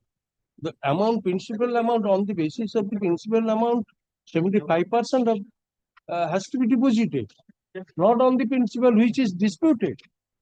It should be the awarded amount as far as the MSME is concerned. MSME is concerned. I'm coming to that, Your Lordship. Awarded sum means, Your Lordship, if I show. Sir, as far as MSME is concerned, whatever the awarded amount would be, 75% of that. Yes.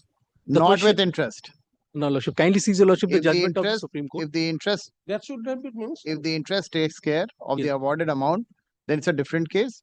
But the interest which is accruing, that is a different issue altogether. Yes, Your Lordship. Now, Your Lordship, kindly seize once, Your Lordship, the Supreme Court judgment. This particular point always comes when there is an application under section 36 of the Arbitration Act. What should be secured? It's the principal amount or, Your Lordship, the interest. Sir, you show me something which concerns the MSME Act. MSME Act. Yes, the 75% deposit. In that, if you show me that the interest which is accruing, that also has to be deposited, then it's a different case altogether. But, Your Lordship, it's an arbitration and act, Your Lordship. That I'm 100% sure it has to be 75% of. Yes, Your Lordship, kindly seize, Your Lordship, the Supreme Court judgment. That's, Your Lordship. Don't show me Supreme Court judgment in terms of the fact that where MSME. Show me MSME. But that's, Your Lordship, says 75% is mandatory of the awarded sum. So that's what he's saying.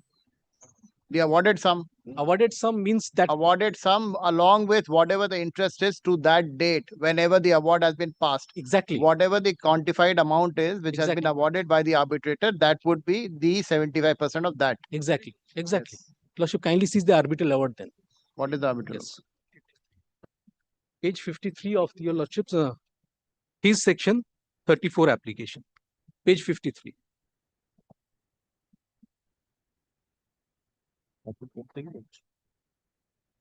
This is, Your Lordship, the operative portion. Third one, the buyer unit is liable to pay total due principal amount outstanding to rupees 33,83,169 arising out of Raipur Merit and Tripura projects plus interest 3 times of the bank rate of RBI compounded with the monthly rest till the realization of the entire amount to the supplier unit under section 16 of the chapter 5 of MSME Act 2006. The buyer is also liable to pay interest at the rate 3 times of the bank rate of the RBI compounded with monthly rest after 45 days. So the clause number 3, it says 33 lakhs with 3 times of the bank, Your Lordship, rate of RBI. And on the basis of this arbitral award, Your Lordship, we forwarded them. Your Lordship, a chartered accountant, Your Lordship, that's Your Lordship, MSME says. Yes. The chartered accountant calculation, we have given it to them. That calculation, Your Lordship.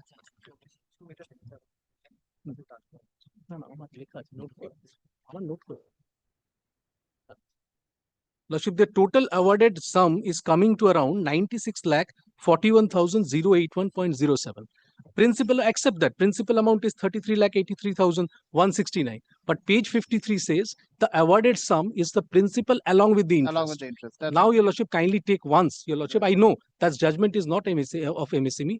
Kindly take, Your Lordship, the higher consultant's judgment, paragraph 28 once. No, this is right. Yes, Your Lordship. This is a direction which has been passed by the tribunal. Yes, Your Lordship. Where the interest has to be calculated and that will be the whole sum. Exactly. So that's the awarded. What have you deposited, sir? 75% of? 75% of principal. By principal. Interest has to be calculated. Can you see the amount? The award itself is very clear, sir. The award is very clear that whatever the calculation would be, the total amount. I have deposited the amount of 25 lakhs 37. That is not sufficient. That is not sufficient. The interest has that is been calculated by the register itself. Calculated by? That is the register from the register. Sir, you have to pay that at the rate of 3 times of the bank. The calculation given by the CA.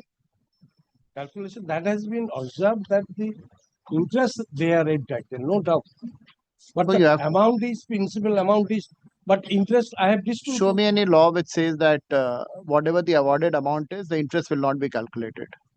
There is not mentioned also the interest has been. It has to be paid, sir.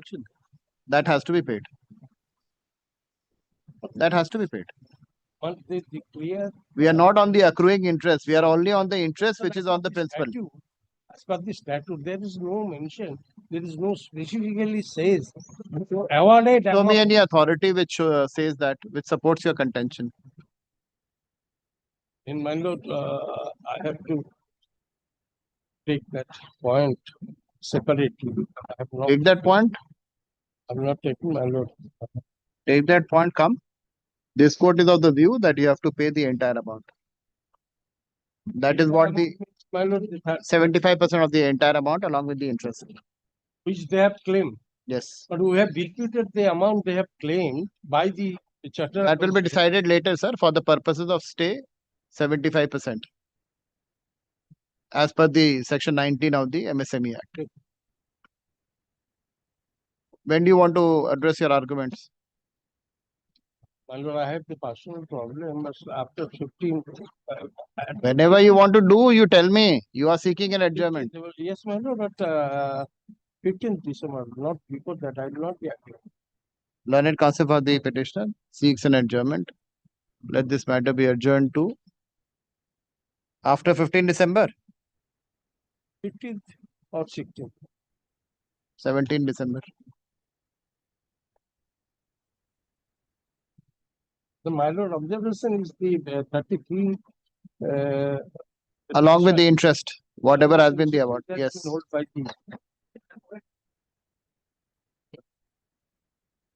I'm grateful. I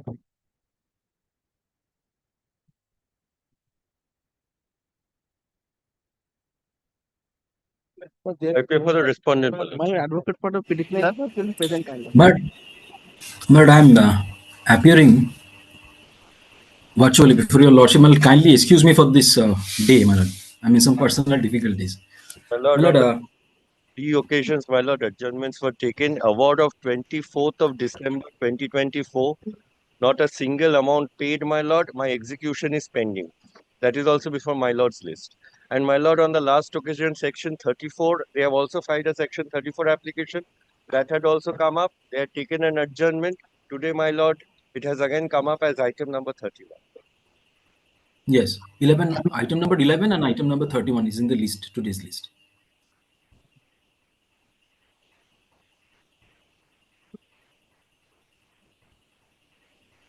How much is the awarded amount?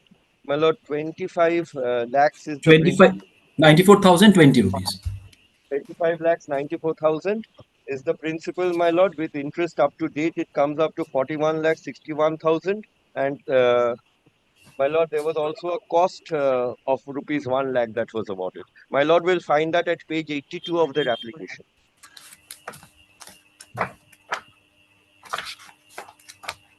Award starts at page 30. My lord will find the amounts at page 82.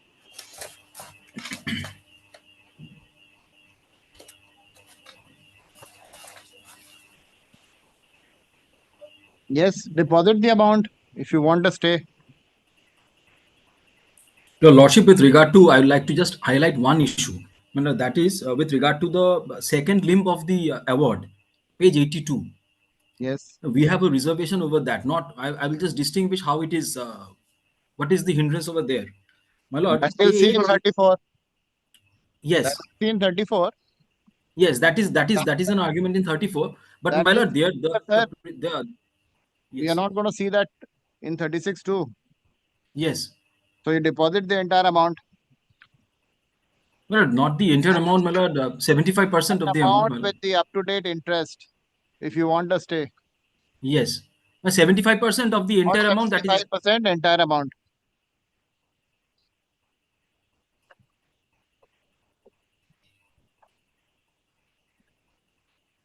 well, the client is from Tripura. That is the major Wherever problem. he is from, it doesn't matter. Yes, yes. You get your instruction if you want to deposit or not. Yes. Otherwise, Well, I'm kindly, your lordship, kindly, in that event of the matter, my lord, kindly post it the next week. Let me have instruction from my client because he's traveling now. I could not have a contact with him last night.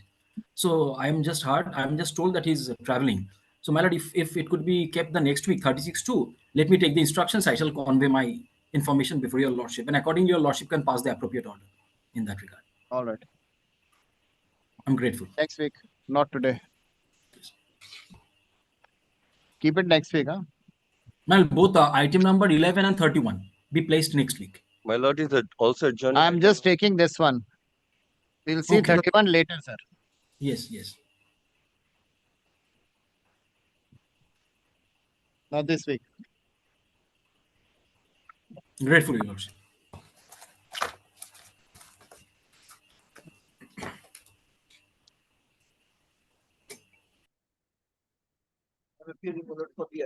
Yes. The section 37 appeal. Yes. এইদিকে চলে এসো।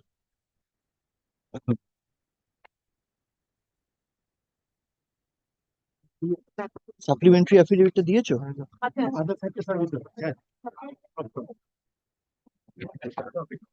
Just agreement and claim. Statement of claim, statement of defense agreement. There are certain annexures which could not be annexed to the main stay petition. So I'm filing a supplementary affidavit. The statement of claim and the agreement, some order statement of defense that is made part of the, these were all before the tribunal, my lord, when the section 17 was passed, my lord. But this is I need to tell your lordship a bit of the facts, my lord, before we go into the impugned order, my lord. This is a joint venture development agreement on a revenue sharing basis. My learned friend's client are the landowners and we are the developer. The revenue sharing arrangement is 40:60. Now, my lord, the disputes arose in the course of, I'm not going into the detailed dispute, but disputes arose in the course of the implementation of the agreement, resulting in termination being effected by them. And they filed a statement of claim before the arbitrator. My lord, kindly just, I'll show your lordship what are the prayers in the statement of claim and what is the basis of their case, my lord. Just very briefly, I will come If your lordship takes, my lord, my supplementary affidavit.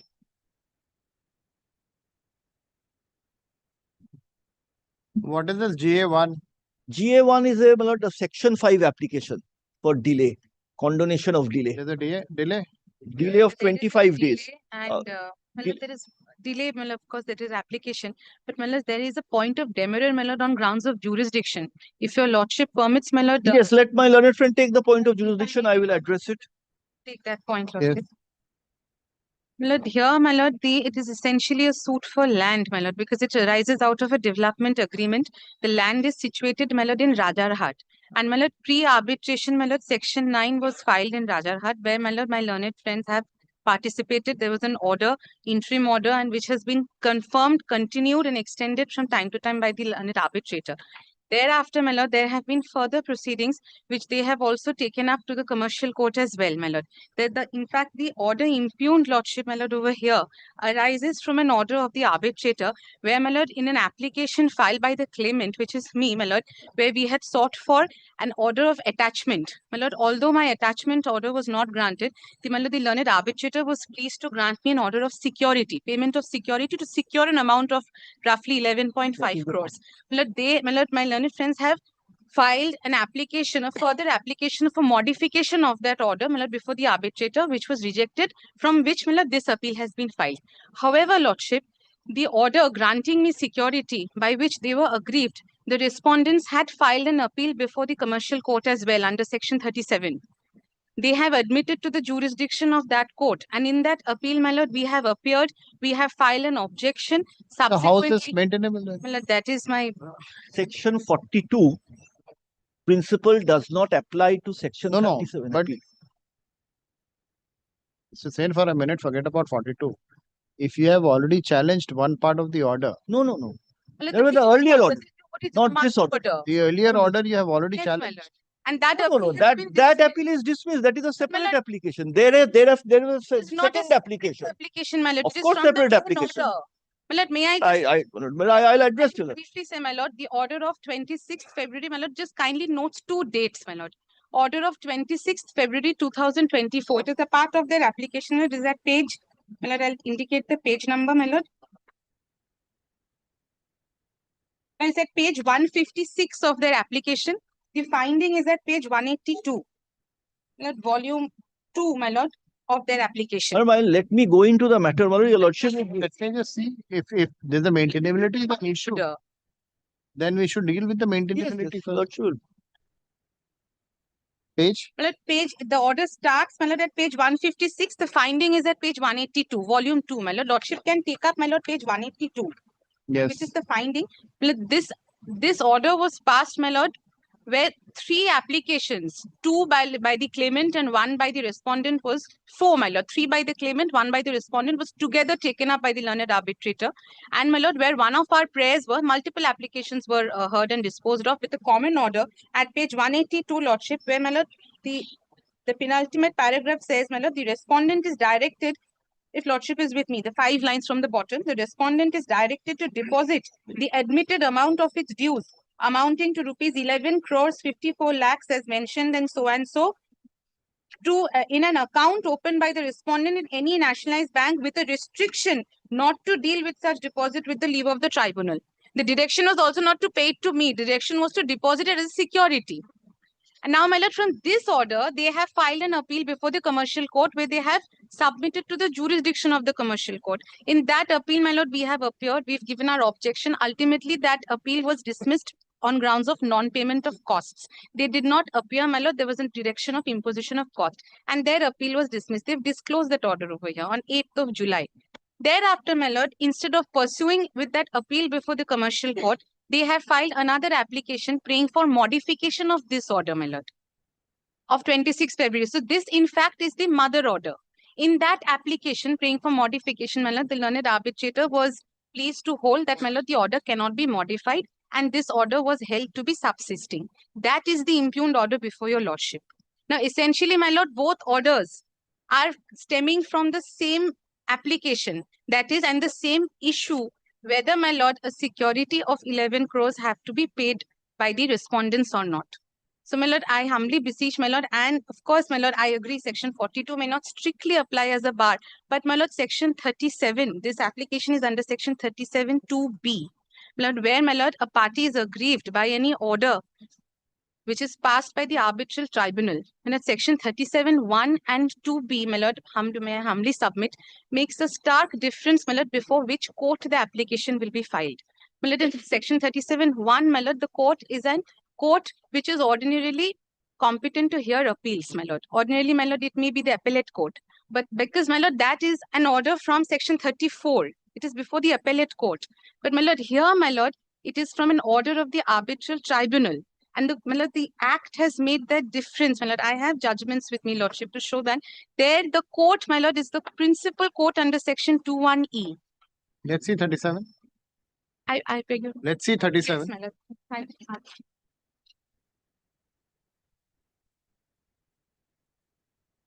My lord, I'm led by Mr. Chaudhary in this matter, my lord. If he may join later on, my lord. I'm till then, my lord, may I be permitted to continue. Lordship comes to section 37, my lord. May I read section 37 1? Yes. An appeal shall lie from the following orders and from no others to the court authorized by law to hear appeals from original decrees of the court passing the order. Namely, my lord, refusing to refer the parties to arbitration under section 8, then, my lord, granting or refusing measure under section 9, and, my lord, refusing to set aside an arbitral award, section 34. These, my lord, are basically, my lord, before the courts having jurisdiction under 21E, and appeals from these courts will lie to the court hearing an appeal from an original decree, which under normal circumstances, my lord, would be the High Court here. If the section 34 would be before the Commercial Court, my lord, section 37 would be before the High Court. As opposed to this, my lord, subsection 2 says, an appeal shall also lie to a court from the order of the arbitral tribunal. A, accepting the plea referred to in subsection 2 or 3 of section 16, my lord, where the jurisdiction is ground, and granting or refusing to grant an interim measure. Here, my lord, this lordship says, my lord, very common literal interpretation. One says decrees of the court passing the order.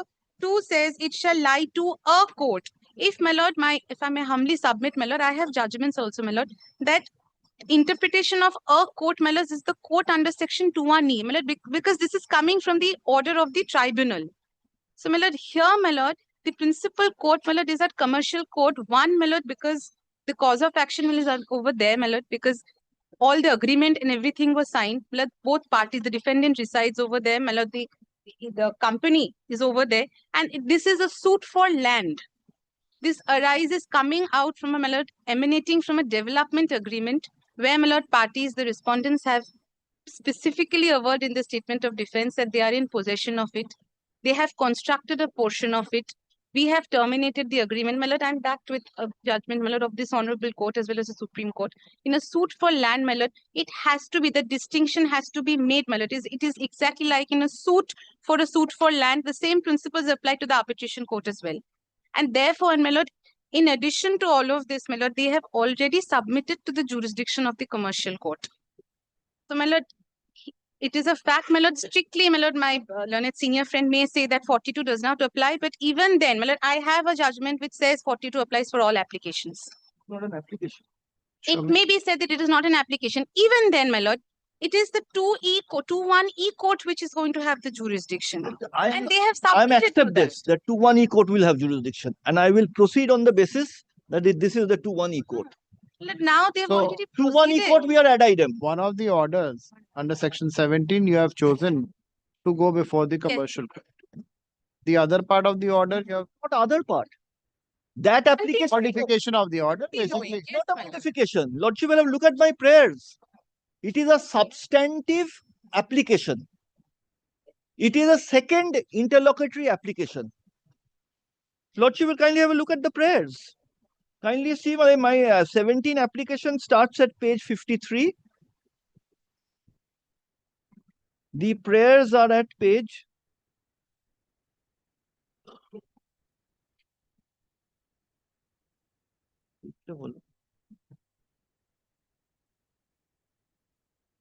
page 89.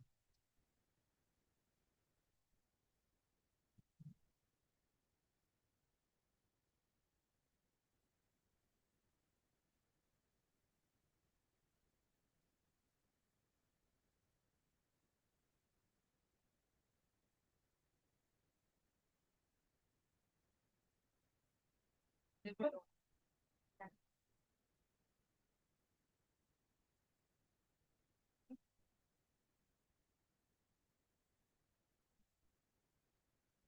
89, your lordship, you've got it? Yes.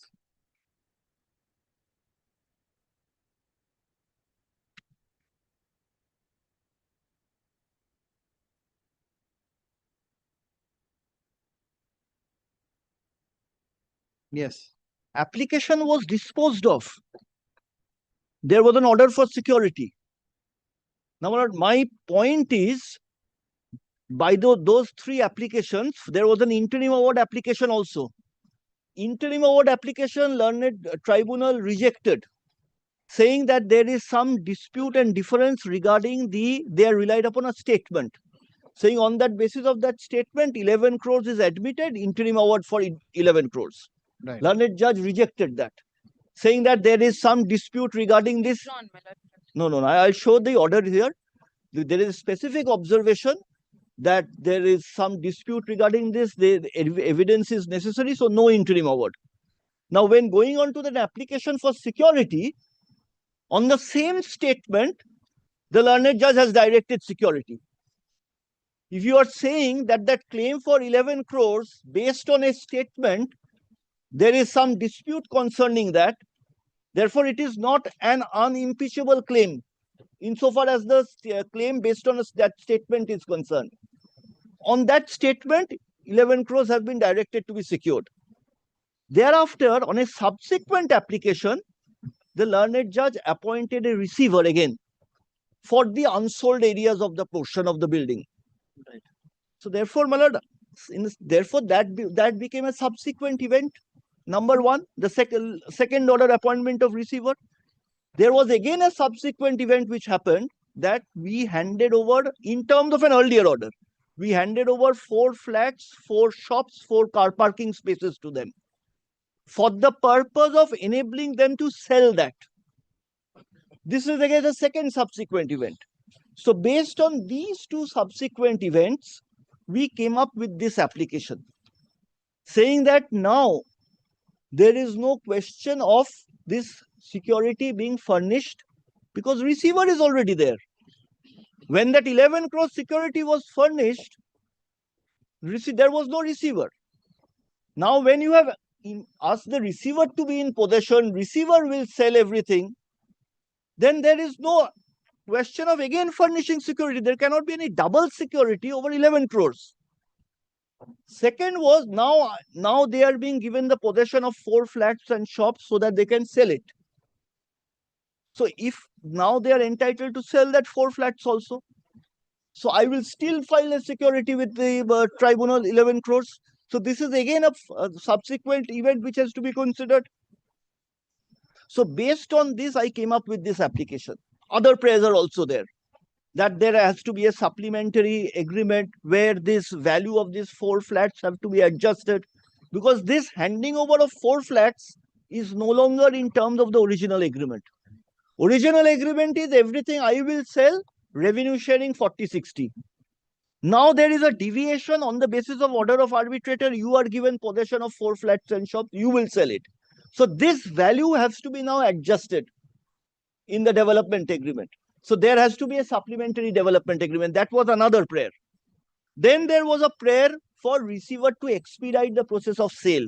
You have appointed a receiver. Now, how can this court pass an order asking for a supplementary? No, not this court. I have not asked this court. I have asked this application before the tribunal. There's lack of jurisdiction also, my lord.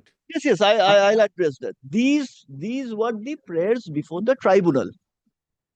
There, my learned friend raised a lot of preliminary objections. The modification cannot be done. A lot of things. Those were not on merits. This order has now been passed. So I am before your lordship on a 37 appeal, challenging the last order of the tribunal on these grounds. Mr. Chaudhary. Yes, my lord. You come tomorrow.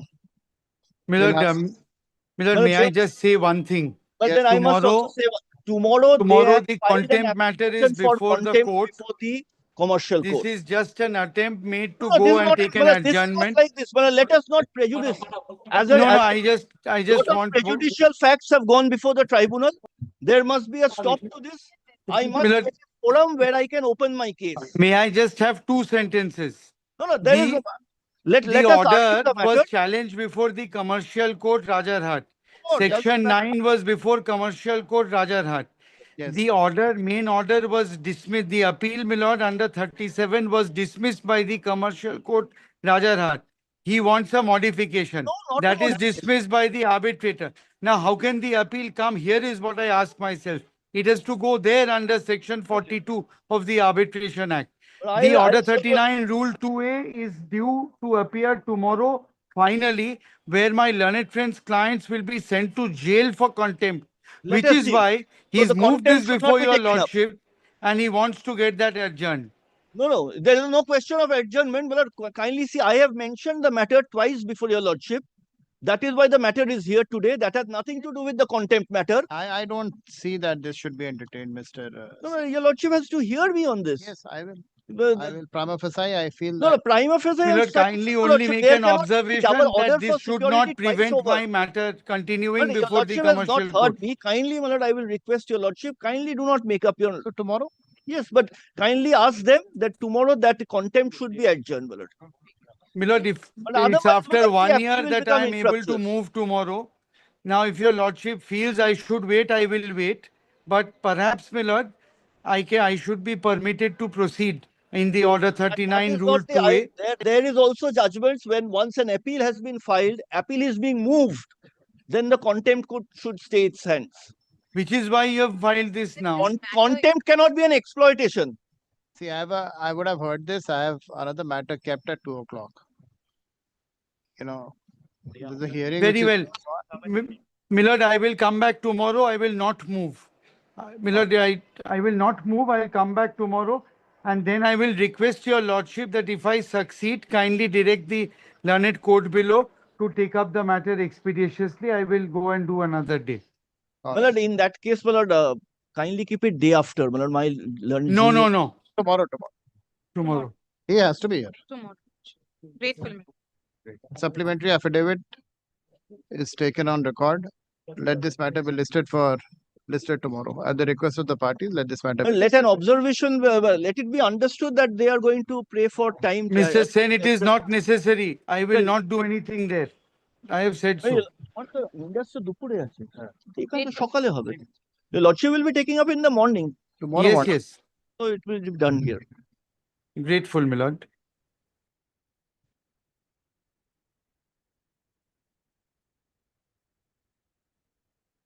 Next. Lord 39, I pay for the petitioner. This is my application under section 34. Yesterday, Lordship has seen there are 2 awards, no notice under section 21. I had said, my lord, that and if he unilateral agrees, appointment. we can get an appointment here itself and, my lord, proceed with the arbitration instead of delaying it, my But, lord. my lord, we are not giving any consent. May it be an order of court, my lord. We are not. Can I give an order here? An order of court. Can't do that. No. But we cannot give consent, my lord. That is my instruction. Again, my lord, I'll give a 21 notice. Again, a section 11 to cut short the entire thing, my lord. I had requested my What's the learned friend. difficulty in giving a consent? Any retired judge can be Tell appointed. your lordships the point of limitation will be kept open. That will be decided by the arbitrator. Lordship, kindly make a note that the point of limitation will Yes, be yes. Of course. This is your 34. In any case, once the section 34 places is pulled off, they have the liberty to reinitiate the arbitration. That to cut short, that only we had requested that, my lord, if he agrees, that we can get an arbitrator appointed here itself. All points to be kept open before the arbitrator. Then you argue your 34. Yes, we are ready to argue. But 34, I'm not opposing much because these are, my lord, before the, my lord, amendments came in, they appointed. The amendment says, my lord, they cannot be appointed unilaterally. Section... So, my lord, that has to go by an order of waste court. their time. What can you do? Yes, my lord. They want to waste the time. What can you do? My lord, 21 notice is also not there. No, That's what he's saying. Just to cut short all that 21 Exactly. notice and everything, he's saying that you give consent. Arbitrator can be appointed. You both decide an arbitrator. Give a name of a retired judge. Yes, retired judge. I'm saying, my lord, retired judge of my lord's choice. Anybody. See, I can't do this in section. No. Consent. That's what I'm saying. We are not giving consent. That's my instruction. Then you argue. How does this help you? I'm gonna, even if I set this aside, I will set it aside only on this ground. Again, I'll give a And then notice you'll and give a file a notice. How does this 2011. help you? What kind of instruction is this? Your Lordship, How does this help you, sir? Please make me understand. I'm And not able all to points understand. can be kept open, my lord, before the arbitrator. okay. Your Lordship, there are two issues. One is there are four grounds which makes this award patently illegal. So There are four he's grounds. proved that.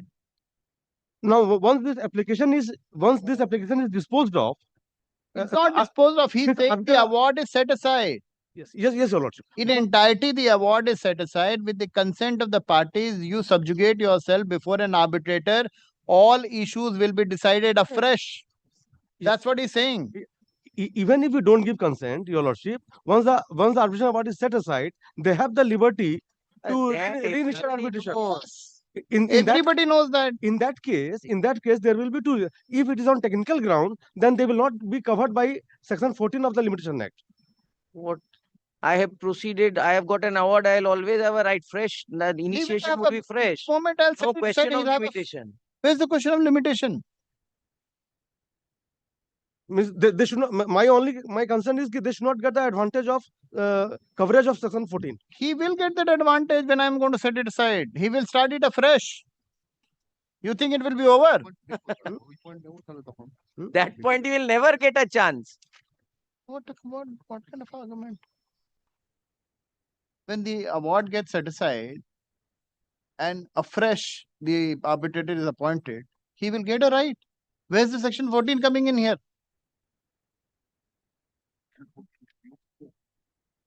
You're wasting the time. You're wasting the time for yourself. Only that I have to wait for a month. Unnecessarily, I have to wait for a month for 30 days if he doesn't give consent. I'll file a Section 11 and get him appointed. Unnecessarily. How does it help you? I'm saying all points can be kept open.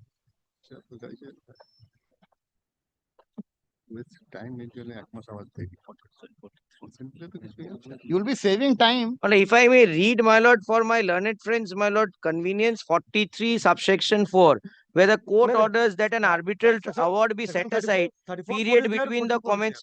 Both provisions are there. Period between the commencement of the arbitration and the date of the order of the court shall be excluded in computing the time prescribed under limitation. The Act says so. So I have the liberty, my lord. No limitation will apply to me. Unnecessarily to cut short, my lord, the entire process, my lord, this can be done. Client. Talk to your client. We have discussed. So we'll keep all points open. The client is not willing to give consent. Can be appointed.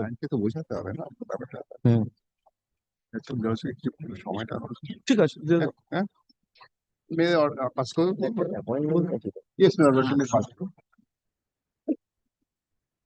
একটাই matter আছে তো With the consent of the parties, the present award is set aside. Since the arbitrator was unilaterally appointed by the respondent, and the respondent states that in view of the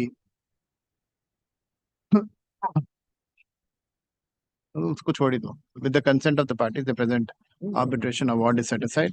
The parties have decided to appoint Mr. Any retired judge. Lordship, we keep name. Give a name. No, my lord, I think that they might Please say. give a name. You give a name. Lordship appoints anybody. No, give a name. Retired Judge Ashok Kumar Ganguly. Yes, agreeable. Absolutely. Learned counsel for the parties have suggested the name of Mr. Justice Ashok Kumar Ganguly to be appointed as the learned arbitrator.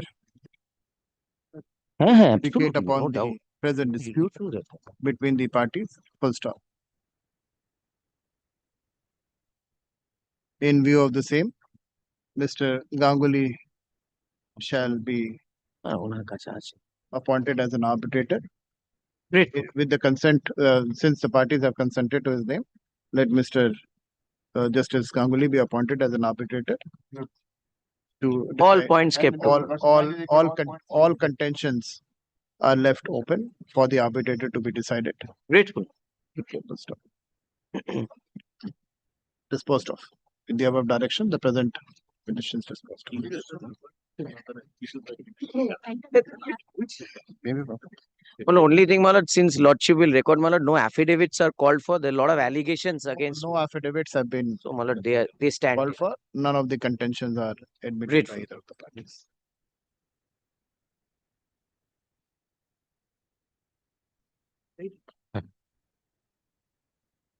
আমরা ডকুমেন্টসটা বলে দিই এটা না বলাটা ভুলেই যাবে এরকম না। And this is that 34 matter your lordship was the jute jute corporation. We want to hear it. Yes, time is not there, but we must point out on the last occasion your lordship observed whether documents have come from the learned arbitrator, and we must find out. But I find, my lord, that at that point of time the arbitrator had handed over the documents to both parties, but we from the documents which are there, evidence was not recorded. Matter proceeded on the basis of documentary evidence. That's okay. That is the thing. And documents are with us. Whatever documents have been handed over. Mostly it is part of section 34 only. It's Yes. Whatever you're relying upon. See, I don't need to go beyond the No, above. no. We If were there's just anything which you are relying upon is not part of the record, then we can. no. We are, in fact, we are not relying upon that. We are saying that even if the arbitrator has come to a conclusion regarding damages, quantum, there is no document, which was. Then we'll keep it tomorrow then. Yes. All right. कल के लिए रखना ये Tomorrow that matter will. ये जो इससे पहले वाला मैटर था ना उसको ऊपर रखना उसके बाद फिर ये रखना. Lord, may we have a copy of তোমাদেরও তো দিয়েছে copy of copy নেই আমাদের কাছে. Copy Lord, of? the copy of the documents that they've received from the learned arbitrator. It has been given by the learned arbitrator way back in 16th of September Whatever it 2020. is, share You it. take on you take photocopies. Lord, we shall do that. Well, Do you think you maybe can? tomorrow Friday. Tomorrow we'll only we argue. will argue, so my learned friend can. ये 2 बजे क्या है?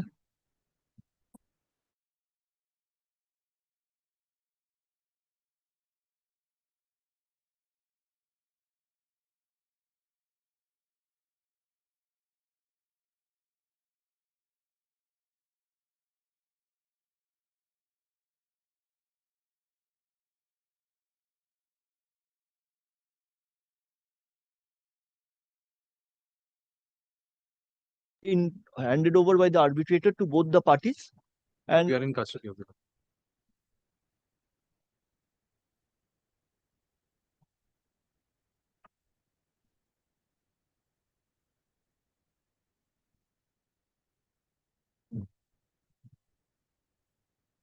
of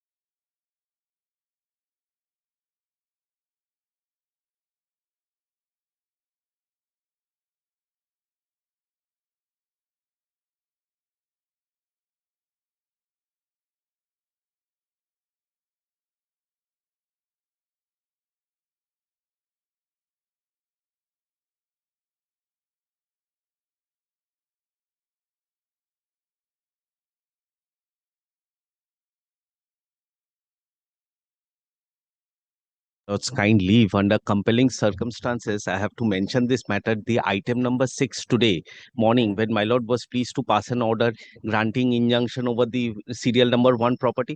My lord, the respondent has already created third party right prior to that. So that fact was not brought on. After the order was passed, I got that information after I contacted my client. So what I was beseeching my lord, since the order has not been signed, if my lord may kindly keep the matter tomorrow under to be mentioned, so that we can renew our prayer. I'm not going into the dispute for the second property, third property, whichever they select. But they have already created the first, and they have made that submission. In spite of that, I'm not going into. I don't want to hold them for anything, because for instruction, client might not have given them proper instruction. But my lord, without going into the dispute, since the order has not been signed, if my lord takes it up tomorrow under to be mentioned, item number 6 today, my lord, this is the mentioning slip.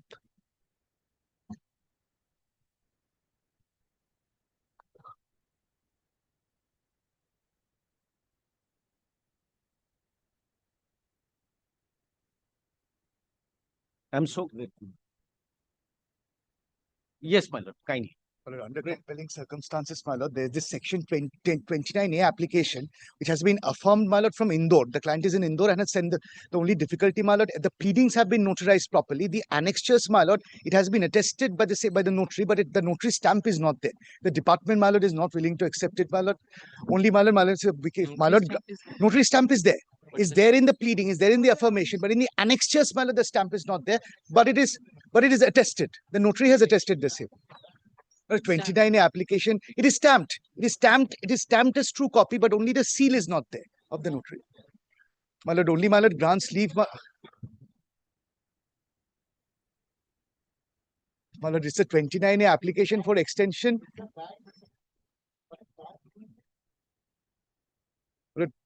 My lord will grant it because the pleading is an extension of mandate, my lord. It will again have to go back to Indore, my lord. Yes. Well, let me see, my lord, this. May I just show, my lord, the difficulty? Yes. Yes.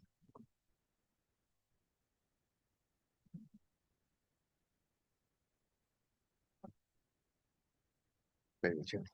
Great. Matter. Order matters, item number 1 and 2.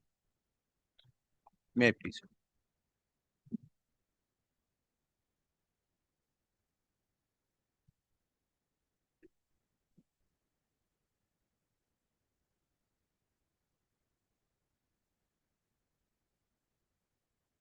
Actor. AMC actor.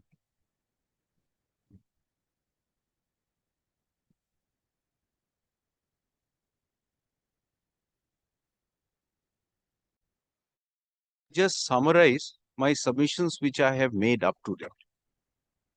Look, there are 3 provisions of the Kolkata Municipal Corporation Act, the virus of which is under challenge. They are, Lord, in India City Properties, it is 180 subsection 2 and 232B, and Lord, in Shau Jain, it's 179 2D. Lord, may I just place these sections once again?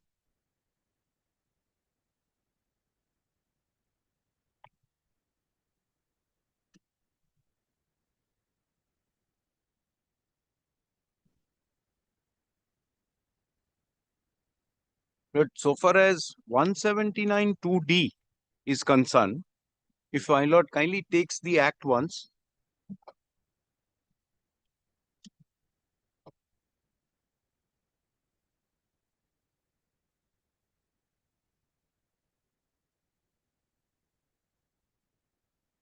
(179 2D) 1 and 2 is under challenge.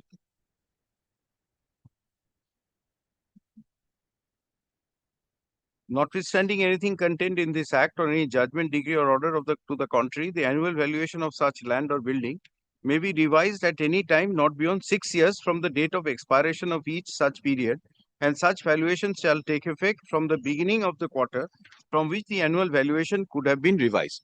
So, my lord, on the context of revision, a period has been fixed for a period of 6 years. And my lord, so far as Roman 2 is concerned, it says where it had been made or revised beyond such period, the same including realization of property tax on the basis thereof shall be deemed to be valid, and any outstanding property tax on such revision shall be recoverable. Lord, it merely says that if there is an assessment order existing, then Lord, this revalidation takes effect with regard to those assessment orders. Therefore, Lord, the municipality don't have to refund any tax. Now, Lord, this is one provision which the virus of which is under challenge. One is with regard to the revision of tax, where Lord, a period has been provided. Two is in regard to revalidation, where already Lord, the orders exist, the revaluation orders exist, they shall be deemed to be valid.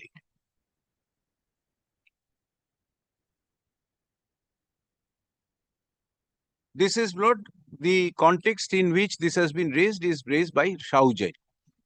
Now, Lord, so far as Indian city property is concerned, they are challenging Section 180.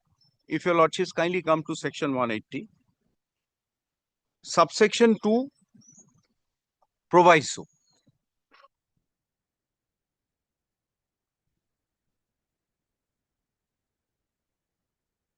Your lordships will find from the proviso, it says, provided that such revision of annual valuation of any land or building shall ordinarily be made within 6 years from the date of occurrence of any of the above circumstances, but such period shall not apply where owner or the person liable to pay property tax fails to submit return under Section 182 or suppresses the occurrence of any such circumstances.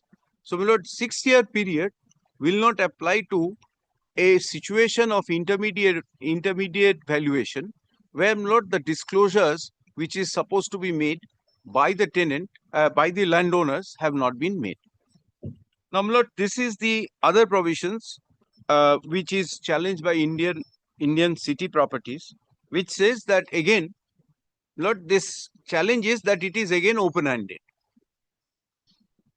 It is again open-ended because the earlier judgment of the division bench had commented upon this open-ended provision and had said 3 years as the period which can be taken in interpreting the then Section 179 2D in the context of Section 573.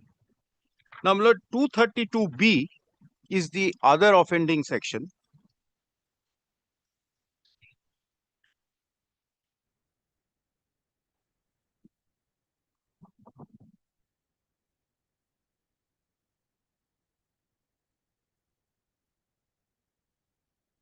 Which really is clarificatory in nature, saying that the earlier provisions will continue. May I just place 232B once?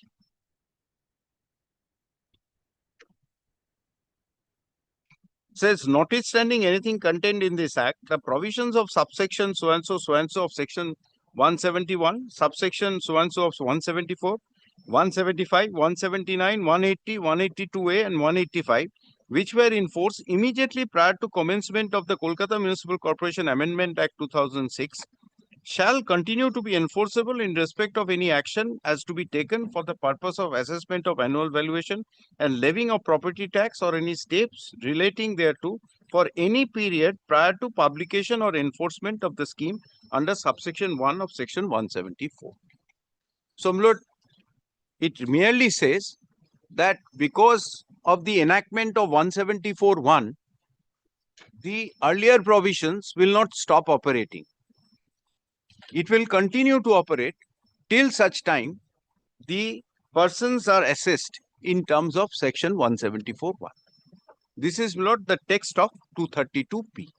So basically, Lord, it is a clarificatory one so far as 232B is concerned. So far as, Lord, section 179 2D is concerned, it's curing a defect which was pointed out by the High Court on the earlier occasion. And so far as section 180 subsection 2 is concerned, Lord, it is basically saying that declaratory that if you don't disclose the details which you are required to disclose under section 181 or 180, then the 6-year period will not apply. This is not the scope of the amendment. Now, Lord, I had pointed out on the last occasion that the order of the division bench is purely on a question of interpretation. Madam, I am coming, my lord. I am coming from cat, my lord. I am flipping the way bar. I have to. She is my sneer, Tara. She is my sneer. My lord, good. She is my sneer. My lord, probably my lord, only one thing, my lord, was probably asking for the learned advocate for the state. Now, my lord, I have been today requested by the learned advocate general to attend these proceedings today and take notes of the submissions. Learned advocate general is on his way already in 30. In case your lordship was seeking for him, that is why I have placed your lordship. My lord, probably my lord, not today, but my lord, any day, my lord, next week. My lord, that is the request from his side. That my lord.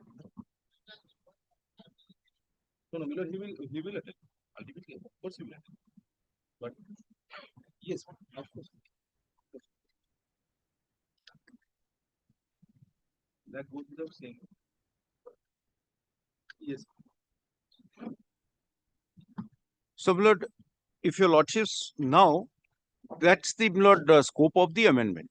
Now, if your lordships kindly, Lord, take the judgment of the division bench once I had already placed.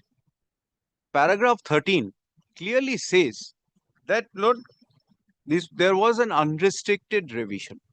Unrestricted revision because at that stage, section 179(2)(d) did not have any time period and it used an expression anytime. Now that was not, this is not a case where not any provision of the KMC Act was struck down by the court. None of the provisions were struck down. There was an interpretation given by the court in terms of section 179(2)(d) saying that it will not be an open-ended sort of revision, power of revision. It was read down to 3 years reading section 573. But the issue is that this any time, which was the bone of contention at that time, has been removed by the legislature. Legislature has brought in a time period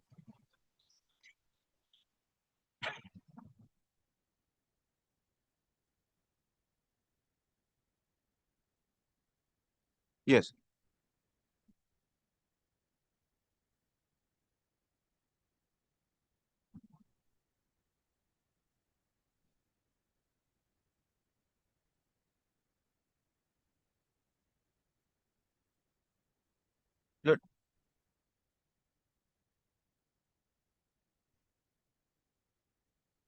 Look, that assessment with regard to Indian city property, where they have not disclosed, and these informations the KMC has found with regard to non-disclosure, I'm sorry.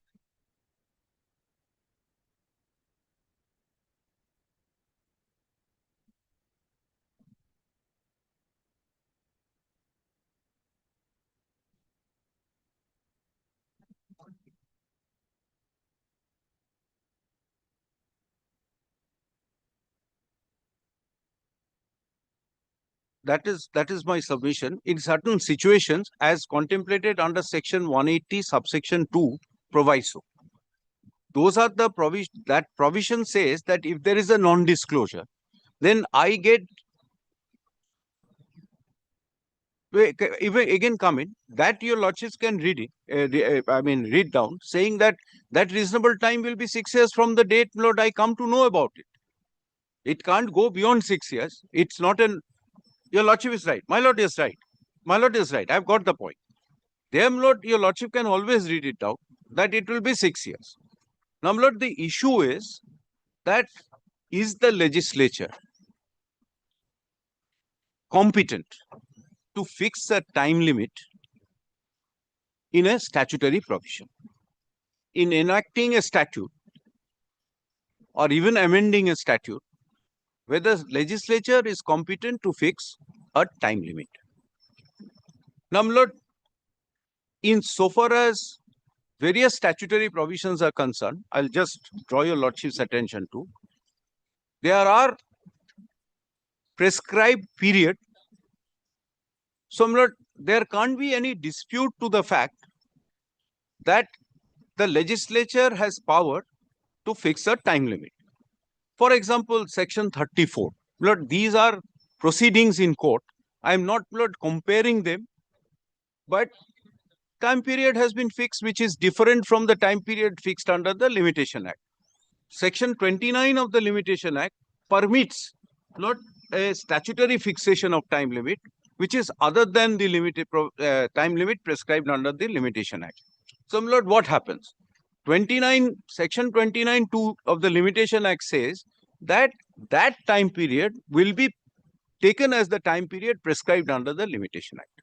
So basically, Lord, under the legislative scheme, it is permissible for a legislature to fix a time limit. And that does not offend, and that cannot offend if the court on an earlier occasion, in interpreting a statute, has read down a particular provision where no time limit was fixed, that it would be 3 years. Now, my lord, the issue today is that has the legislature tried to overrule the judgment? And it is the only object of the legislative amendment is to overrule the judgment. My humble submission is that that is not the intention of the legislature at all. Because what it has done, it has cured the defect. The validation, that order of validation that has been passed is basically trying to protect the tax that has been collected and spent in public interest in respect of the assessment orders that has been passed. Because, Lord, petitioners are two only in number. But there are multiple, Lord, taxpayers who have paid their tax. And, Lord, if this is going to disturb the economic policies of the municipality. So, Lord, the issue is whether the municipality is within their right to validate, seek validation of that part where all the assessment orders have been made, maybe going beyond 6 years. Lord, these are the two basic issues which I had addressed, because my first contention was that the amendment is retrospective in nature, because curing the defect, validation, these are all relate back to retrospective aspect. That I have cited, Lord, a couple of judgments. Today, Lord, I would like to address your lordships on the question of validation. Now, Lord, on validation, the judgment that my learned friend had cited, I would take that compilation.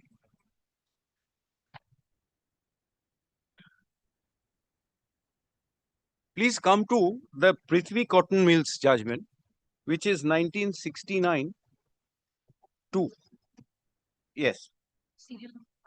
It is, or my lord, I start from serial number 4. Page 54.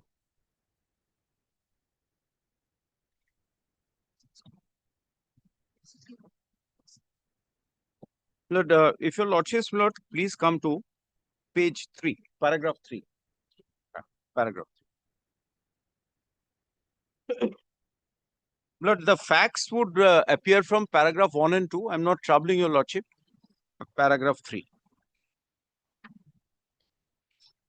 The respondent then issued an ordinance on August 1, 1961. By this ordinance, The material provisions of the earlier Act of 1950, which had been struck down by this court, were validated and brought into force retrospectively from the date when the earlier Act had purported to come into force.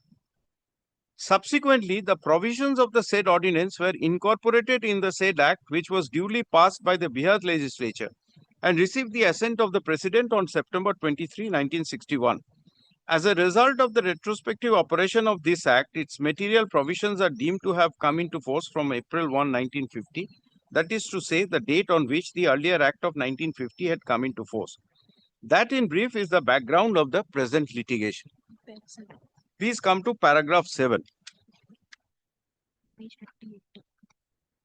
It starts at page 57.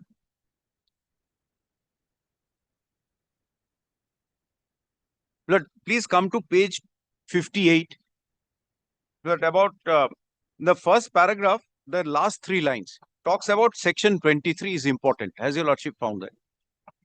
In effect, it provides that the acts done under Bihar Act of 17 of 1950 shall be deemed to have been done under this Act. It reads thus: notwithstanding any judgment, decree or order of any court, tribunal or authority, any amount paid, collected or recovered or purported to have been paid, collected or recovered as tax or penalty under the provisions so and so, as amended from time to time, or the rules made thereunder during the beginning of the so and so, shall be deemed to have been validly levied, paid, collected or recovered under the provisions of this Act. Lord, here in this case, the earlier round, the court had struck down the provision.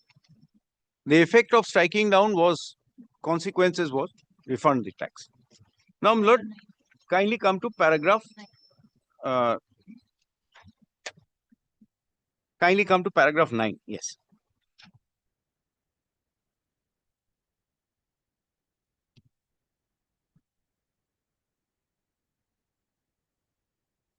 Rather, your lordships can kindly come to paragraph 10. The other point on which there is no dispute before us is that the legislative power conferred on the appropriate legislatures to enact law in respect of topics covered by the several entries in the 3 lists can be exercised both prospectively and retrospectively. Where the legislature can make a valid law, it may provide not only for the prospective operation of the material provisions of the said law, but it can also provide for retrospective operation of the said provision. Similarly, there is no doubt that the legislative power in question includes subsidiary, auxiliary power. I am not troubling your lordships.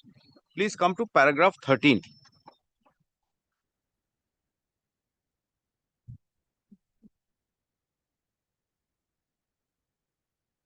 Please take the third sentence, the sentence starting with the word "it would be recalled."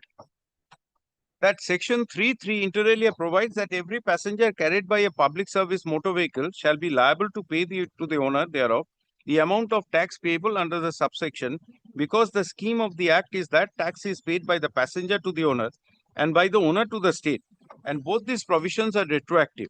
However, in respect of passengers carried by an owner between 1/4/1950 and the date of the Act, how can the owner recover the tax he is now bound to pay to the state? Asked Mr. Settleworth. This is the same question my learned friend has raised, Lord.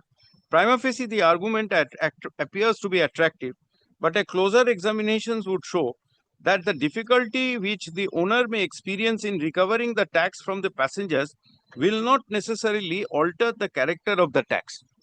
If the scheme of section 3 for the levy and recovery of tax is valid under entry 56 list 2, so far as the future recoveries are concerned, it is not easy to see how it can be said that the character of the tax is radically changed in the present circumstances, because it will be very difficult, if not impossible, for the owner to recover the tax from the passengers whom he has carried in the past. The tax recovered retrospectively, like the one which will be recovered prospectively, still continues to be a tax on passengers, and it adopts the same machinery for the recovery of the tax, both as to the past as well as to the future. In this connection, we ought to bear in mind that incidence of tax should not be confused with the machinery adopted by the statute to recover the said tax. Besides, as we will point out later, it is only during a comparative short period that the owner's difficulties assume a significant form.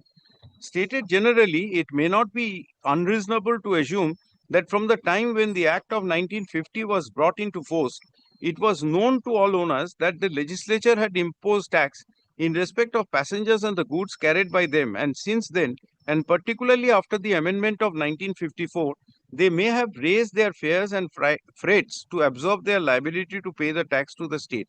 But apart from that, it seems to us that the nature of the tax in the present case is same both in regard to prospective and retrospective operations, and so it is difficult to entertain the argument that the tax has ceased to be a tax on the passenger and is therefore outside entry 56.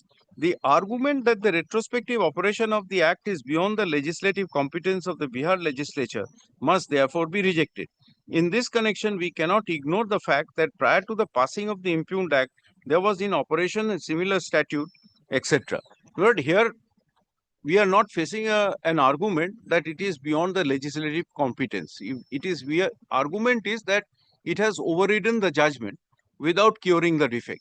Now, my lord, the other aspect is that tax here, whether it is past tax or present tax, has to be paid by the owner. But the owner has a right of recovery from its earlier occupier. That was the argument raised. So, my lord, either way, the nature of tax is not changed. And this process of revalidation, whether he can file a suit or not, that's another question. But the entire case, so far as Indian city property is concerned, is based on intermediate valuation.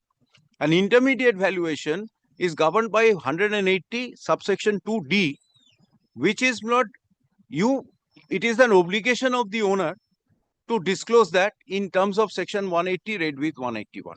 If you don't disclose, and I realize, sort of find out later, then obviously I will I will try to recover that tax, whichever time period it is. I'll make my submissions on this. But then your lordships may kindly come to paragraph 16.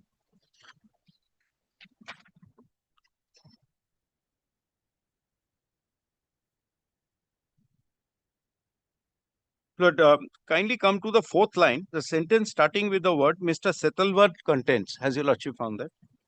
That since it is not disputed that the retrospective operation of a taxing statute is a relevant fact to consider in determining its reasonableness, it may not be unfair to suggest that if the retrospective operation covers a long period like 10 years, it should be held to impose a restriction which is unreasonable and as such must be struck down as being unconstitutional.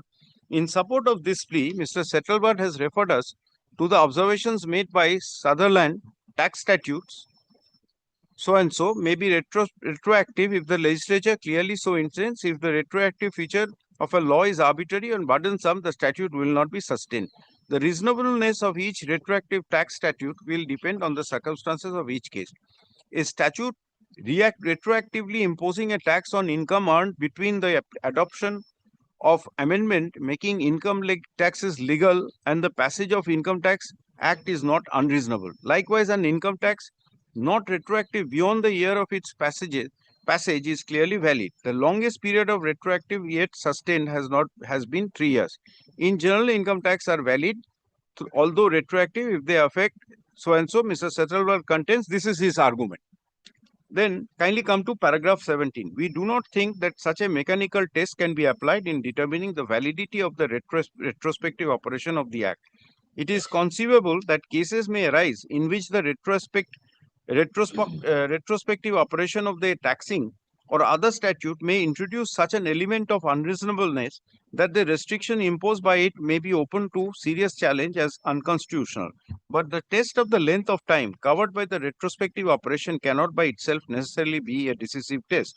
We may have a statute whose retrospective operation covers a comparative short period, and yet it is possible that the nature of the restriction imposed by it may be of such character as to introduce a serious infirmity in the retrospective operation. On the other hand, we may get cases where the period covered by the retrospective operation of the statute, though long, will not introduce any such infirmity. Take the case of Validating Act. If a statute passed by the legislature is challenged in proceedings before a court and the challenge is ultimately sustained and the statute is struck down, it is not unlikely that the judicial proceedings may occupy a fairly long period and the legislature may well decide to wait the final decision in the proceedings before it uses its legislative power to cure the alleged infirmity in the earlier act. In such a case, if after the final judicial verdict is pronounced in the matter, the legislature passes a validating act, it may well cover a long period taken by the judicial proceedings in court, and yet it would be inappropriate to hold that because the retrospective operation covers a long period, therefore the restriction imposed by it is unreasonable. That is why we think the test of the length of time covered by the retrospective operation cannot by itself be decisive test. Then, Lord, come to para 19.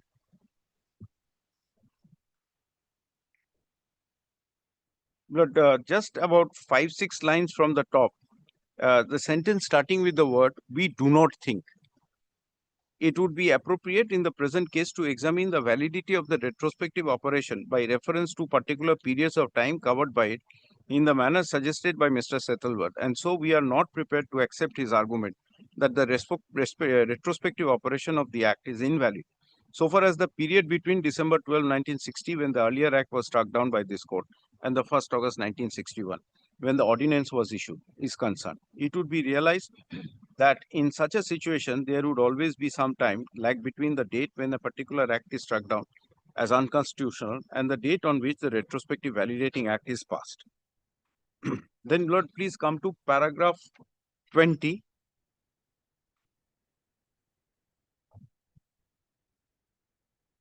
About 8 or 10 lines from the top, Lord, the sentence starting with the word "the position therefore" is that the retrospective operation of section 23A and 23B covers respective cases of payments actually made under the provisions of the earlier Act and cases pending inquiry, and the retrospective operation of section 3.3 read with section 1.3 only applies to cases of persons who did not pay the tax during the whole of the period or whose cases are not pending.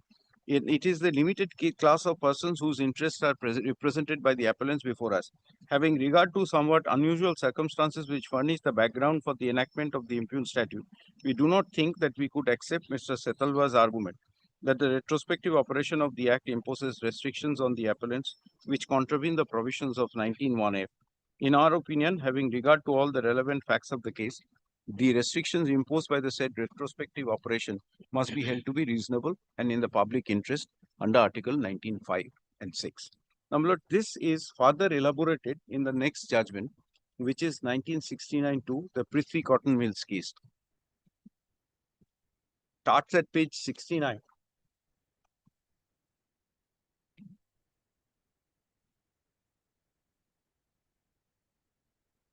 Lord, the section of validation is in page 72. The lordships will find that here also similar words are used. Notwithstanding anything contained in any judgment, decree or order of a court or tribunal or any other authority, no tax or rate assessed purporting to have been assessed by a municipality under the relevant municipal law or any rules made thereunder on the basis of the capital value of the building, as the case may be, etc., imposed, collected or recovered by the municipality at any time before the commencement of this act shall be deemed to have been validly assessed, imposed, collected or recovered by reason of the assessment being based on the capital value, etc. Then, Lord, please come to, after the quoted paragraph, if this section is valid, then imposition cannot be questioned, and the short question which arises in this case is as to validity of this section. It is not denied that a legislator does possess the power to validate statutes to pass retrospective laws. It is, however, contended that the Validation Act is ineffective in carrying out its avowed object. This is the only point which falls for consideration in this aspect. Appeals. Then, Lord, please come to paragraph 4. Before we examine section 3 to find out whether it is effective in its purpose or not, we may say a few words about validating statutes in general. When legislature sets out to validate a tax declared by a court to be illegally collected under an ineffective or an invalid law, the cause for ineffectiveness or invalidity must be removed before validation can be said to take place effectively. The most important conditions, of course, is that the legislature must possess the power to impose the tax.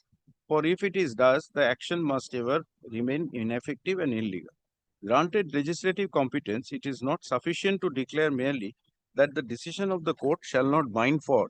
That is tantamount to reversing the decision in exercise of judicial power, which the legislature does not possess or exercise. If there is a simple amendment saying that the court's order will not bind, then it says that's not valid. A court's decision must always bind unless the conditions on which it is based are so fundamentally altered that the decision could not have been given in the altered circumstances. Ordinarily, a court holds a tax to be invalidly imposed because the power of tax is wanting, or the statute or the rules or both are invalid or do not sufficiently create the jurisdiction. Validation of tax so declared illegal may be done only if grounds of illegality or invalidity are capable of being removed and are in fact removed, and the tax thus made legal.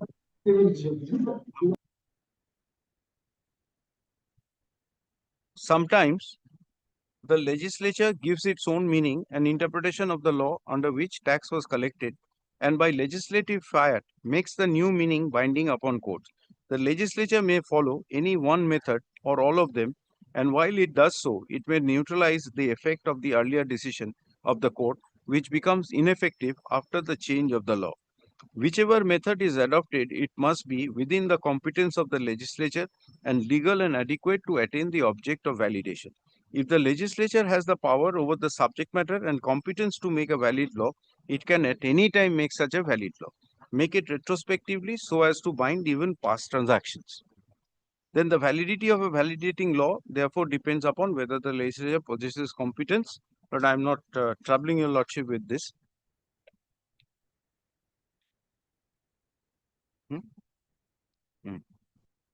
Please come to para 5.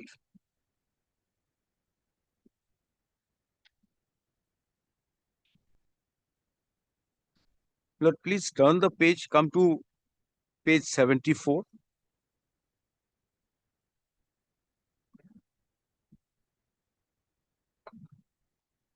There was an argument that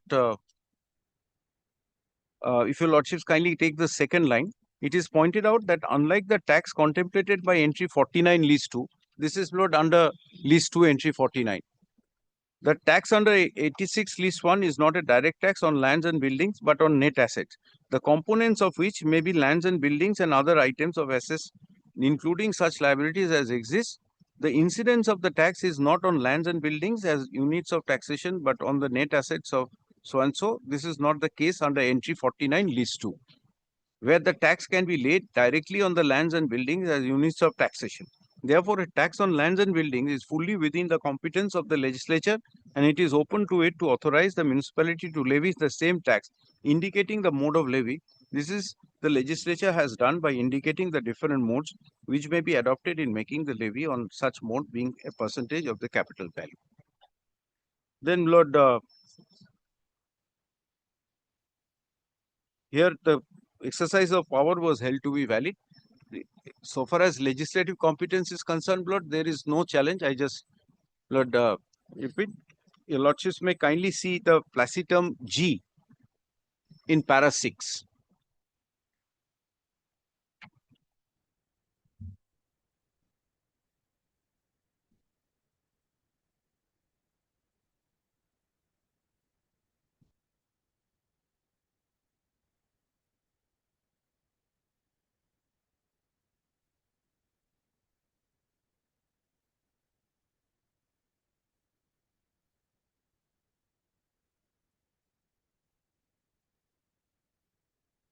Lord,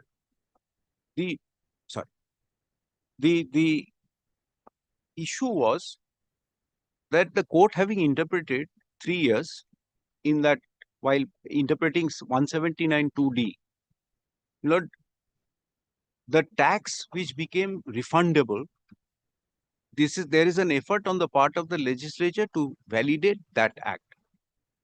Now, how are they trying to validate that act? They are first, Lord, supplying or supplanting the defect. They are removing the defect by putting 6 years. And then, Lord, they are saying that that is for future, obviously, obvious from the date it is brought in, defect is cured. Therefore, Lord, 6 years, they can go back 6 years also. There is no difficulty. Curing of defect also is retrospective.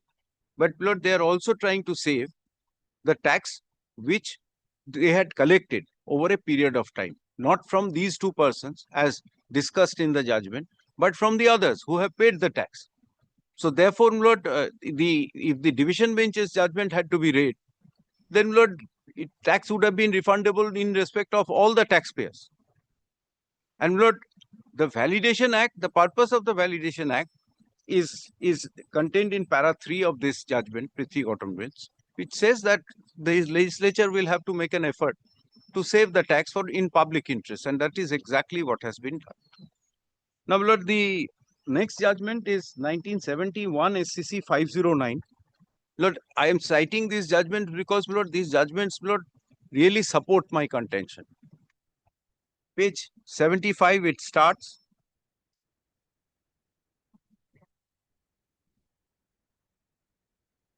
Your Lordships, kindly come to paragraph 3. There was a levy on coal cess. Levy of coal cess. It was challenged. This court rejected the petition holding Act 4 had received the assent of the Governor General and its validity was not liable to be challenged. And on a proper interpretation of 51 of the Act, the levy of coal cess was not excluded from the purview of local authority. It was also held that the levy of the cess valid even after coming into force of the Government of India Act.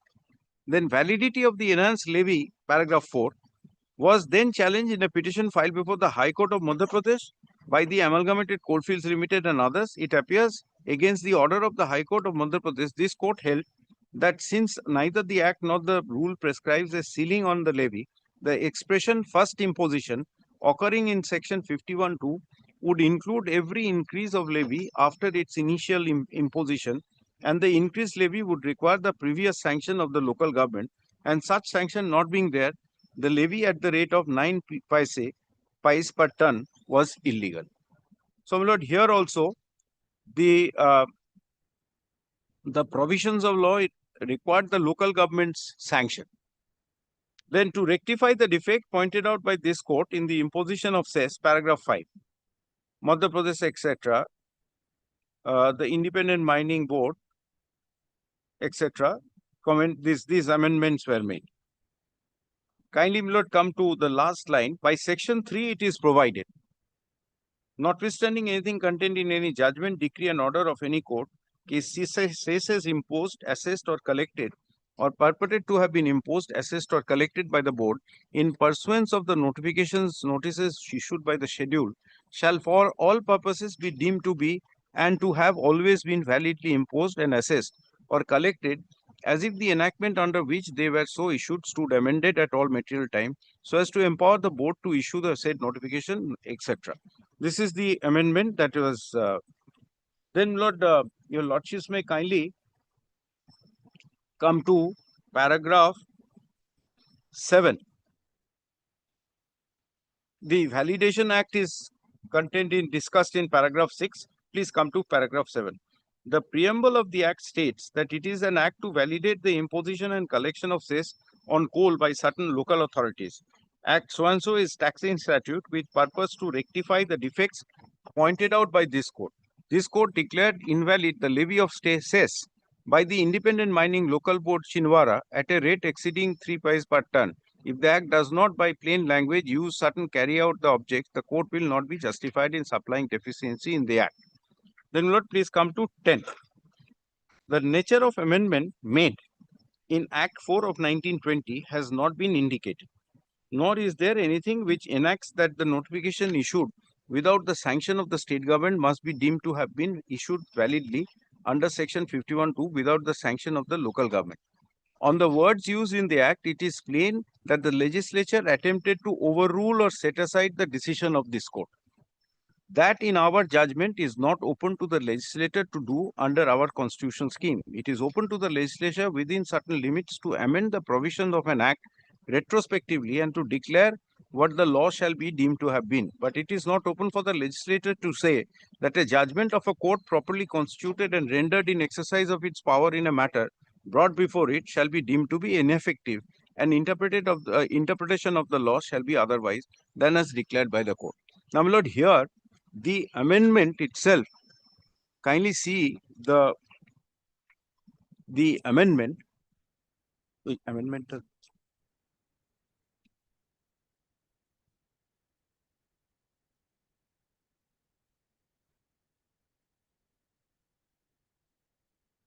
Lord, paragraph 5, bottom.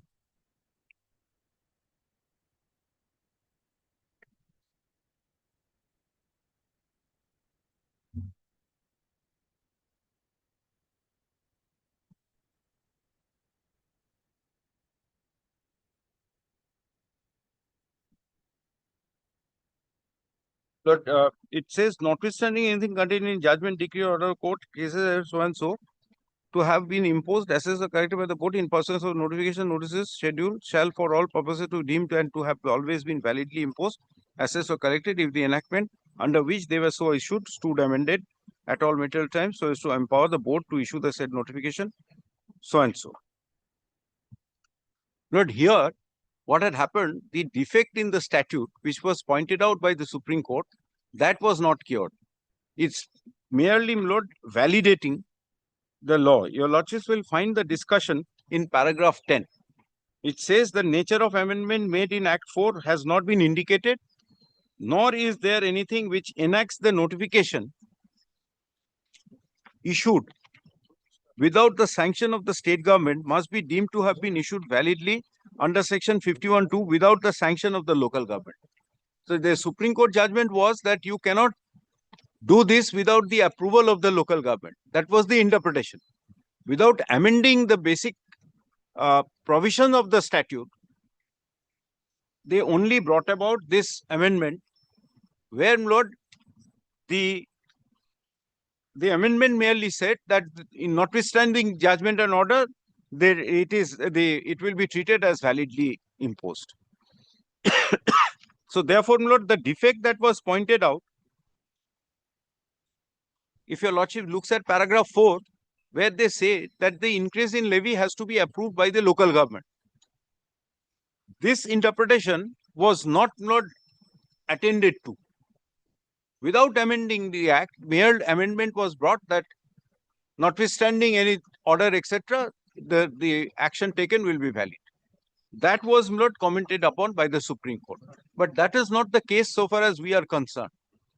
We are only concerned with whether legislature has power to fix a time limit which is other than the interpreted time limit, because the court was interpreting a section at that time which didn't have a time limit.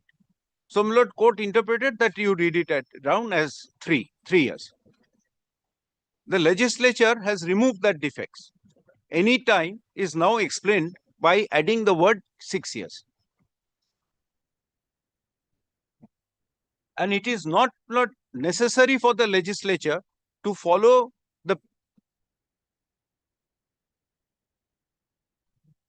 No, I am making by that restriction, that submission, that it is 6 years.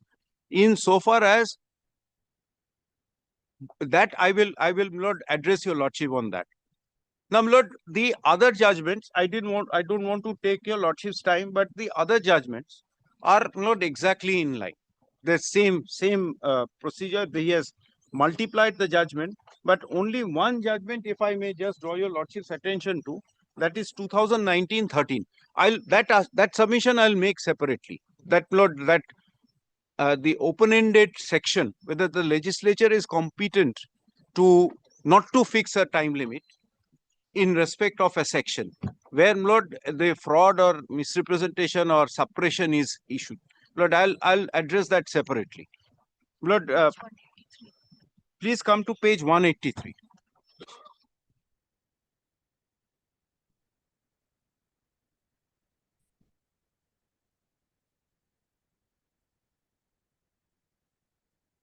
Lord, this is 2019, volume 13. If your lordships kindly come to paragraph 41, just Please para 41 to 45.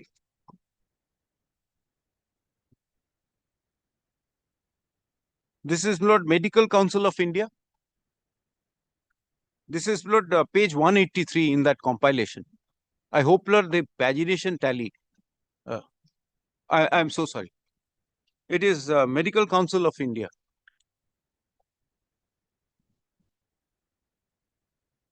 Paragraph 41 is internal Lord page 216 of that judgment, and it's 214 regular.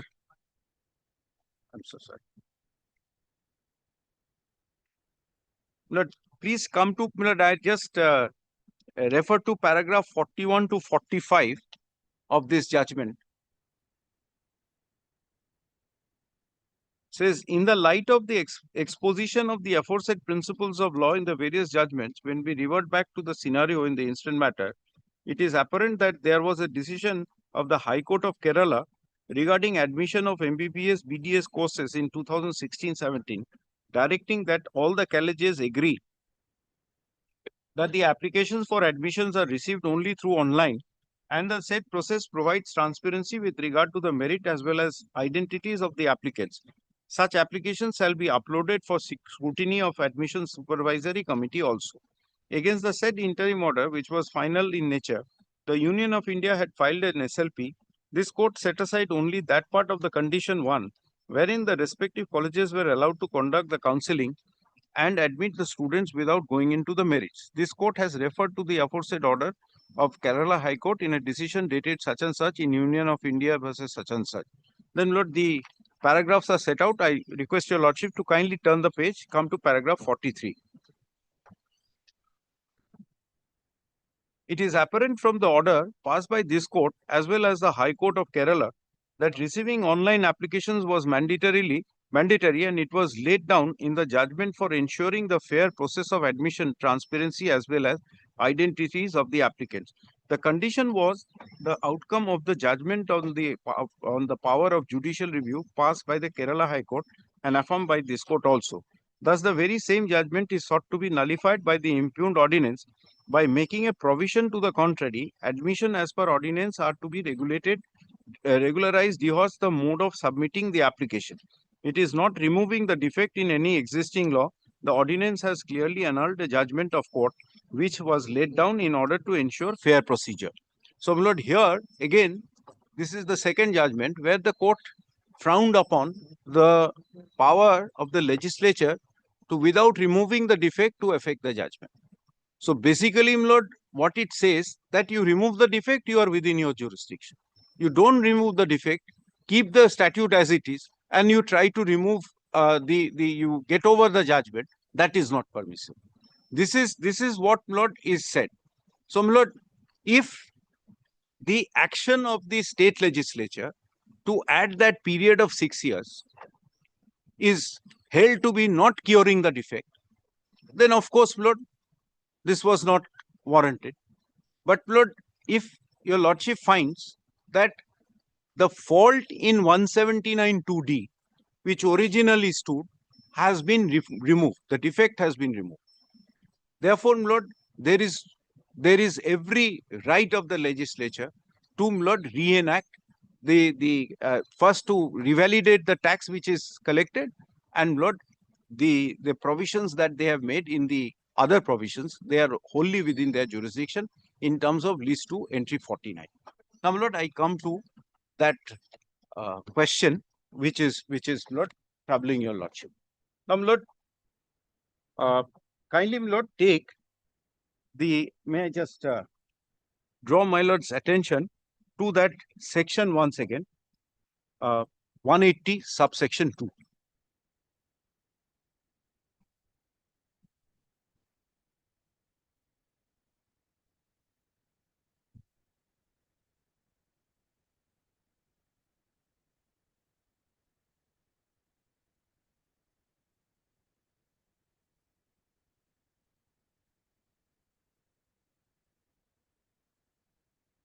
Lord, I read the proviso only. Provided that such revision of annual valuation of any land or building shall ordinarily be made within 6 years. from the date of occurrence of any of the above circumstances. But such period shall not apply where the owner or the person liable to pay property tax fails to submit return under section 182 or suppresses the occurrence of any such circumstances. Now, my lord, 182, if your lordship looks at section 182, 181 and 182 requires, my lord, the owners to file returns periodically as and when there is a change in the occupancy of the property. Now, look, the first question is, can the legislature enact a provision without providing a time limit? Let me address that first, then I'll come to, because my lord, even under the Limitation Act, there is section 17. If there is a fraud, if there is a suppression, then my lord, period of limitation starts from the date one comes to know about it, knowledge. But that will be my second limb of argument.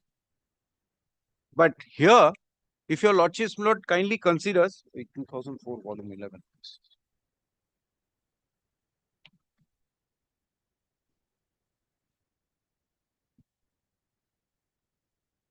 The grounds are there. My lord, what I No, it says, my lord, that we have come to know from the Lord, if supposing a person is not filing the return. Lord, I'll address this. Lord, I'll just come to it. Lord,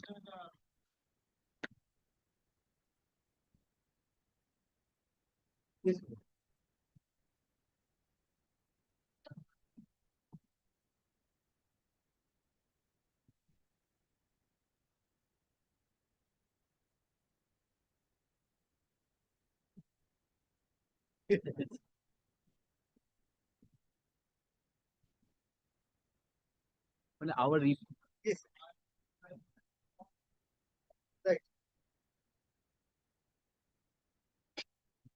but that we dispute. Well, after the reply on Tuesday, then Monday we will come. Monday we will come ready with the. But I'll collate the points on which, my lord, Mr. Kaur has already made his submission. I will not, my lord, detain your lordship on those points. If something is required to be added, I do that. Then we come back on Monday for reply. Lord, I first address your lordship on the issue whether the legislature is competent to enact a provision without fixing a time limit. Then, Lord, I'll deal with, Lord, the next step of if there is a suppression, etc. But, Lord, factually, the onus, your lordships will.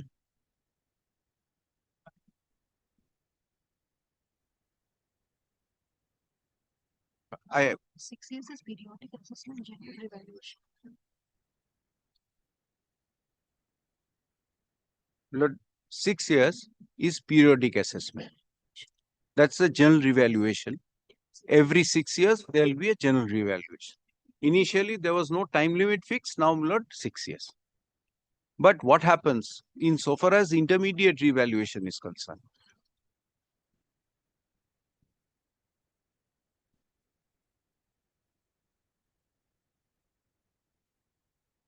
Lord, my humble submission is that, Lord, the onus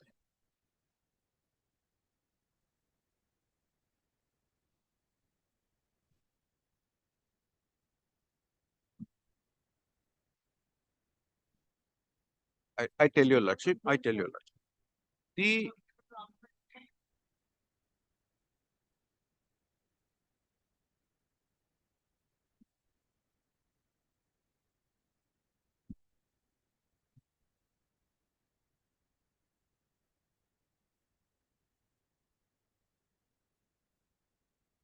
No, Lord, if Lord, let me. He has not, Lord, applied for self-assessment as yet. None of these parties have applied for self-assessment as yet. Yes.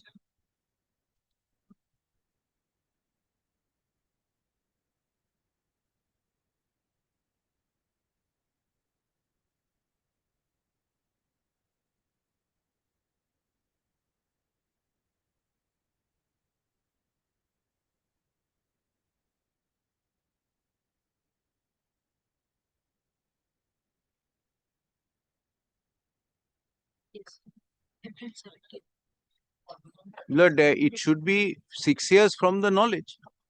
If your Lordship wants to read it down, it should be 6 years from the knowledge, because Lord, even if your Lordship reads, Lord, Section 17 of the Limitation Act, it is the period starts from the date of knowledge. Because, Lord, I put it in a different way. I appreciate what is falling from my Lord. Lord, under Section 181 or 182, there is a statutory obligation on the part of the owner to disclose these information. It is only when they don't disclose that for a reasonable period of time, when inspection provided, etc. This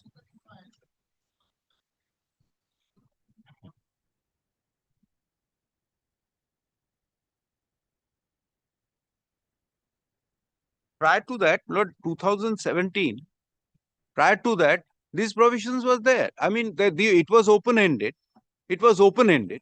So when, Lord, we have to close down on the 6 years, or the legislature is closing it down to 6 years, Lord, some avenue has to be kept open for undisclosed or non-disclosed situation. Lord, unit area rate, your Lordship is right, from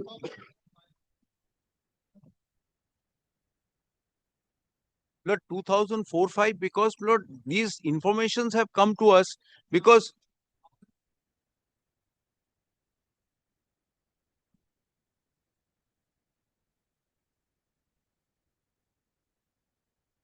Lord, tenant is very easy, because we have got from the enlistment certificates, we have got all the information.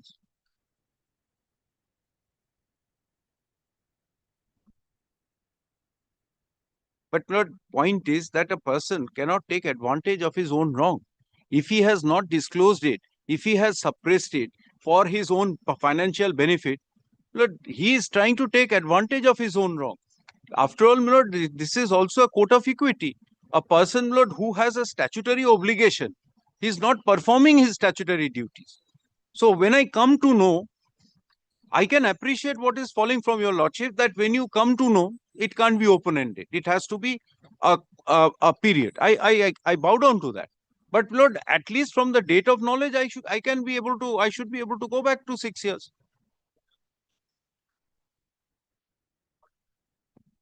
Knowledge is here. The notice, I'll just draw your Lordship's. 2020. Yes, my lord. I'll just point out. Yes, all of them are same day, 2020. 24. 24. Both. Yes. Yes. Yes. Your Lordship can read it down to 6 years. I can go back 6 years. That's what I'm saying.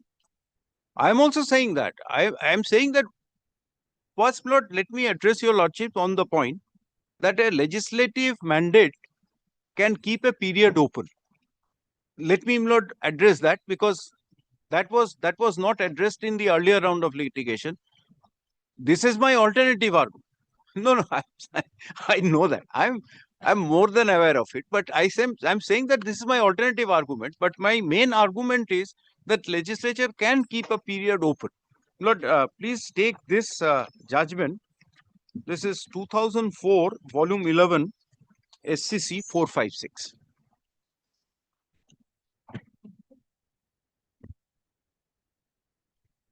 अरे चाहिए ना तो दीजिए क्या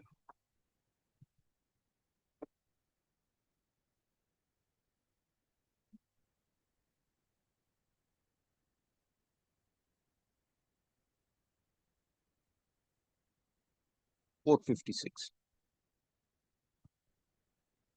Lord, please come to paragraph 38, 39 and 41.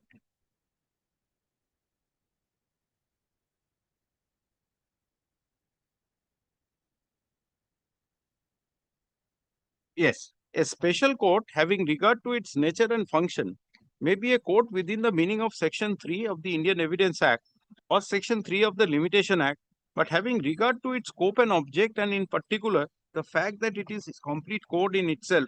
In our opinion, the period of limitation provided in the schedule appended to the Limitation Act will have no application. For the applicability of Section 29(2) of the Limitation Act, the following requirement must be satisfied by the court invoking the said provision. There must be a provision for period of limitation under the special or local law in connection with the suit, appeal or application.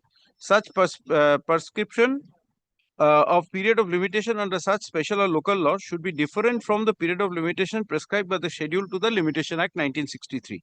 In terms of the provisions of the said act, no period of limitation is prescribed, evidently because Parliament thought it to be wholly unnecessary once the statutory operation relating to attachment of property belonging to a notified person comes into being. The duties and functions of the special court start. In relation to the duties and functions required to be performed by a court of law, no period of limitation need be prescribed. Furthermore, Section 13 of the said Act provides for a non-obstante clause which has been used as a device to modify the ambit of the provisions of law mentioned therein or to override the same in the specified circumstances, etc. Then, Lord, please come to 41. The period of limitation bars a remedy and not a right. Although a remedy is barred, a defense can be raised in construing a special statute providing for limitation. Consideration of plea of hardship is irrelevant. A special statute providing special or no period of limitation must receive a liberal and broader construction and not a rigid or narrow one. The intent and purport of Parliament enacting the said act furthermore must be given its full effect. We are therefore of the opinion that the provisions of the Limitation Act have no application, etc. Now, Lord, the issue is that if the legislature feels that it will take time to detect a particular action and that action is kept open, no period is fixed, can it be said? Shau Jain, I'll just come to that. Shau Jain is on a different footing. Shau Jain says, the division bench says that in so far as assessment is concerned, all the facts are with you. 179(2)(d), all the facts are with you. Therefore, you should do it within a period of 3 years. That is how the court read it. But here, this is a special feature, Lord, that we are not being disclosed with the information under section 180, 181 or 182. Whether, Lord, same parameters would apply. The legislature thought that same parameters should not apply. And therefore, Lord, a different parameters has been applied so far as these this section is concerned. But it is also my alternative argument that at the highest, your lordships can also read it down to say that from the date it is detected, you get 6 years. Because that 6-year period has now the legislature accepted that there should be a period of 6 years.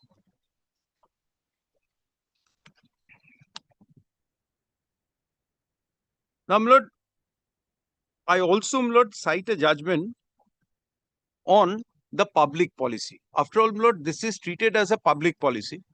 So, Lord, how that policy is to be read, Lord, in case the legislature feels that there is suppression and they have framed a policy, whether that policy should be interfered with, Lord, in the context of a virus of the provision of an act. This is 2022 volume 8.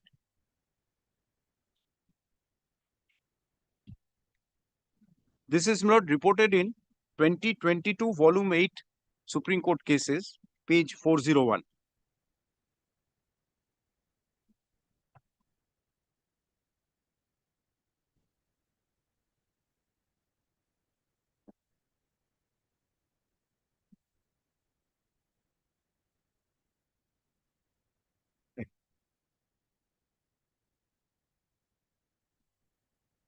Please come to paragraph 11.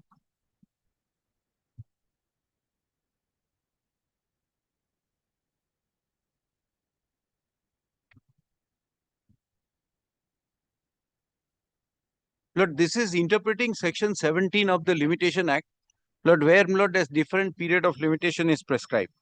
The general principle which also manifests itself in section 17 of the Limitation Act is that every person is presumed to know his legal right and title in the property, and if he does not take care of his own right and title to the property, the time for filing of the suit based on such right or title to the property is not prevented from running against him.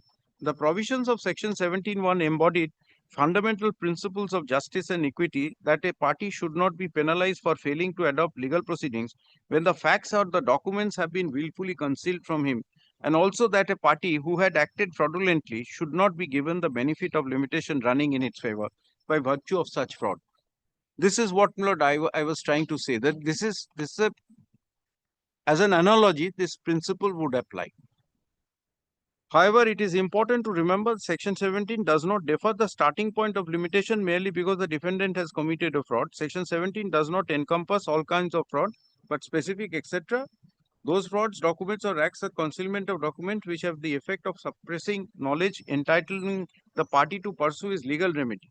Once a party becomes aware of antecedent facts necessary to pursue legal remedies, the period of limitation commences. But this is precisely the reason why I pointed out that if your lordships hold against me on this, that legislative power, then Lord, the other alternative argument is that that has to be, Lord, from the date of knowledge, 6 years, Lord, we get. Paragraph 11 to 15, Lord, are the broad discussion, but this is what the principle of deal করতে হবে yes, 2009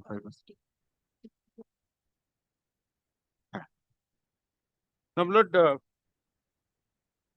the other thing is that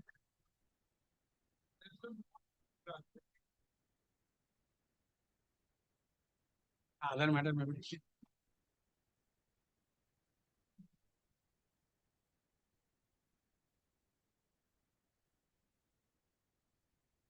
the 2009 volume 5.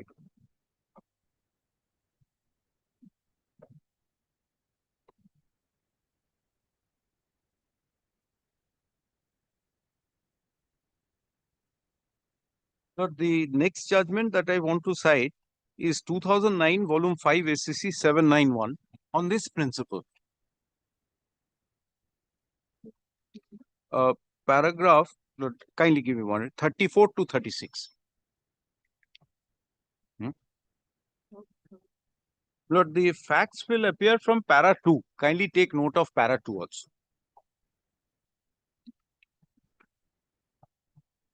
When SLP so-and-so came up for hearing, a two-judge bench, after noticing the decision in such and such, expressed doubt about the said judgment with regard to the jurisdiction of the High Court in the matter of condoning delay beyond prescribed period under the Act.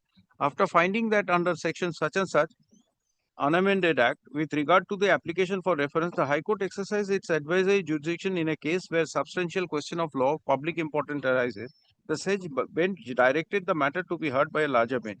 In this way, all the above-mentioned matters arising from the judgments of the Allahabad High Court on identical issues posted before this bench for determining the question, namely, whether the High Court in the interference application under section such and such unamended Act has power under section 5 of the Limitation Act to condone the delay beyond the period prescribed under the main statute of the Central Excise Act.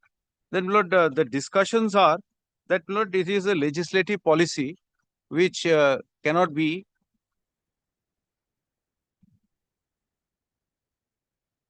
Lord, if your lordships would kindly come to paragraph 35.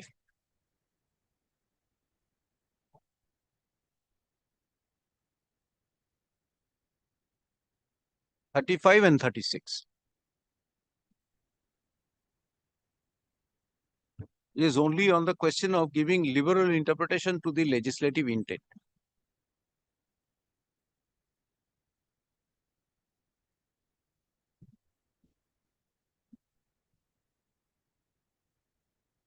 But these are all, Lord, in the scope of adjudication.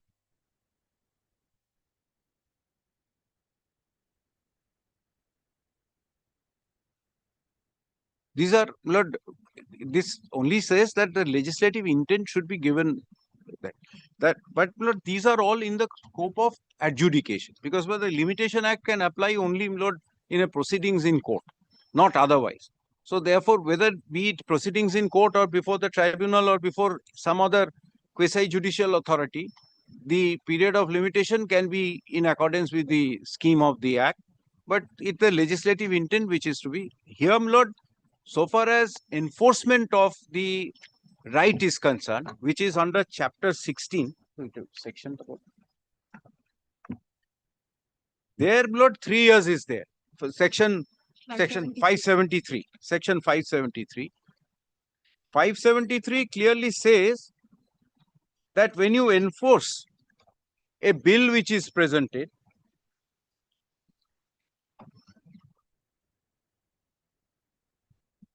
this 573 should be read with section 214. The Lordships will find it says, save otherwise provided in the Act or the rules or the regulations made thereunder, any sum due to the corporation on account of any charge, cost, expenses, fee, rate, or rent, or any other account under this Act or the rules or the regulations made thereunder, shall be recoverable from the persons from whom such sum is due, as if it were a property tax, provided that no proceedings for recovery. The Lordships may kindly mark this. Of any such sum under this section shall be commenced after the lapse of 3 years from the date of which such sum becomes due. Now, Lord, proceedings of recovery is covered under section 214.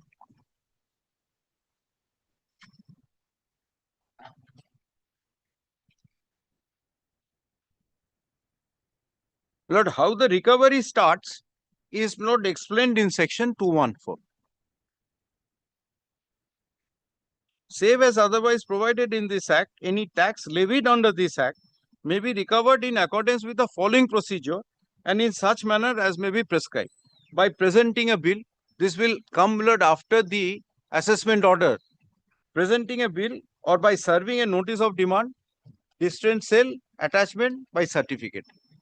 Now, for this purpose, there is 3 years. The legislature, Lord, has kept a provision for recovery of taxes, that is post, Lord, passing of the order, presentation of the bill. This time starts from the presentation of the bill.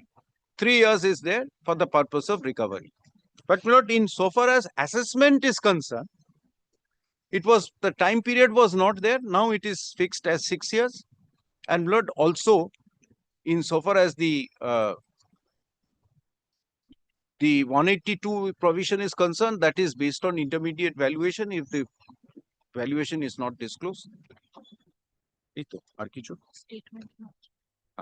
But the just one more point which I wanted to take, Mr.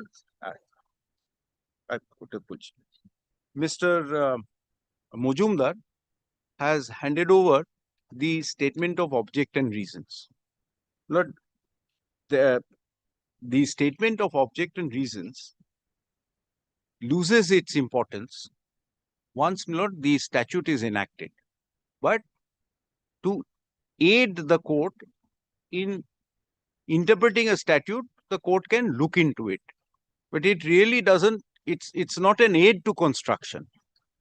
That I think there are series of judgments on that. If your Lordship permits, I can cite one. This is, Lord, 1973 volume 1 Supreme Court cases. Please see para 12.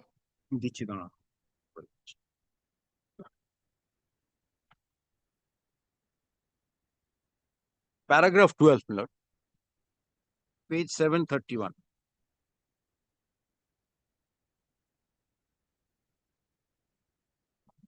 The statement of objects and reasons for introducing a bill in the legislature is not admissible as an aid to the construction of the statute as enacted. Far less can it control the meaning of the actual words used in the Act. It can only be referred to for the limited purpose of ascertaining the circumstances which actuated the sponsor of the bill to introduce it and to purpose for doing so.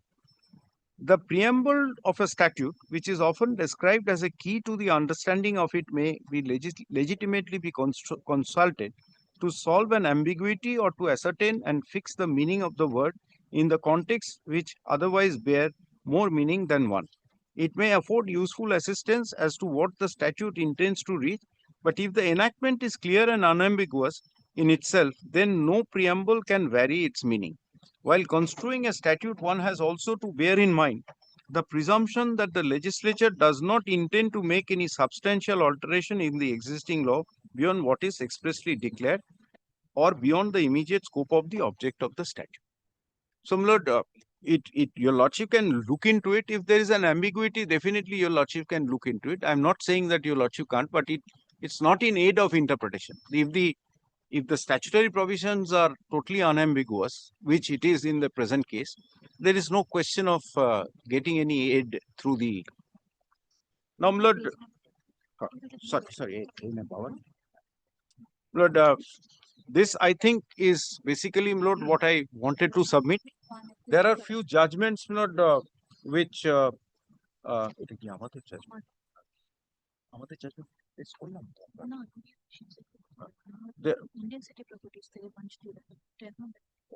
Lord, there are few judgments on the question of retrospectivity, which we wanted to cite before your lordship. That I have compiled, Lord, in a compilation. I'll give your lordships the paragraphs.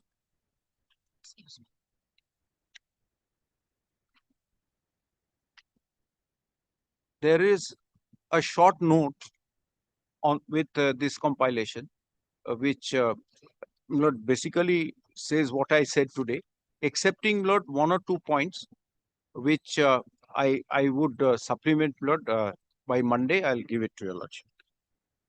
First judgment is Lohia machine. That is, Lord, page 15. These are all, Lord, basically following that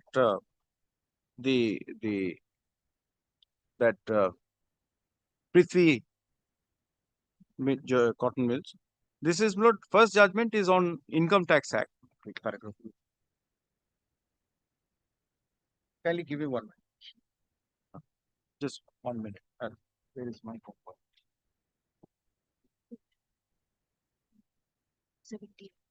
Lord, if your lordship takes the first judgment, which is Lohia machine,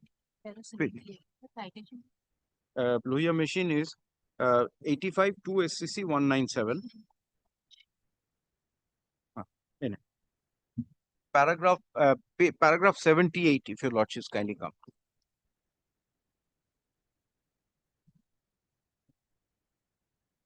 First time,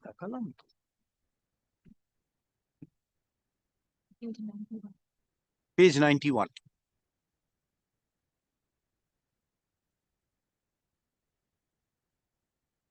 Lord, paragraph 78, page 91. In the larger interest of administration and for promotion of public interest and welfare of the country, power has been conferred by the Constitution on the Parliament to mobilize resources and to levy taxes. In view of the complexity of fiscal adjustment of diverse elements, the Parliament necessarily enjoys a very wide discretion in the matter of fiscal legislation.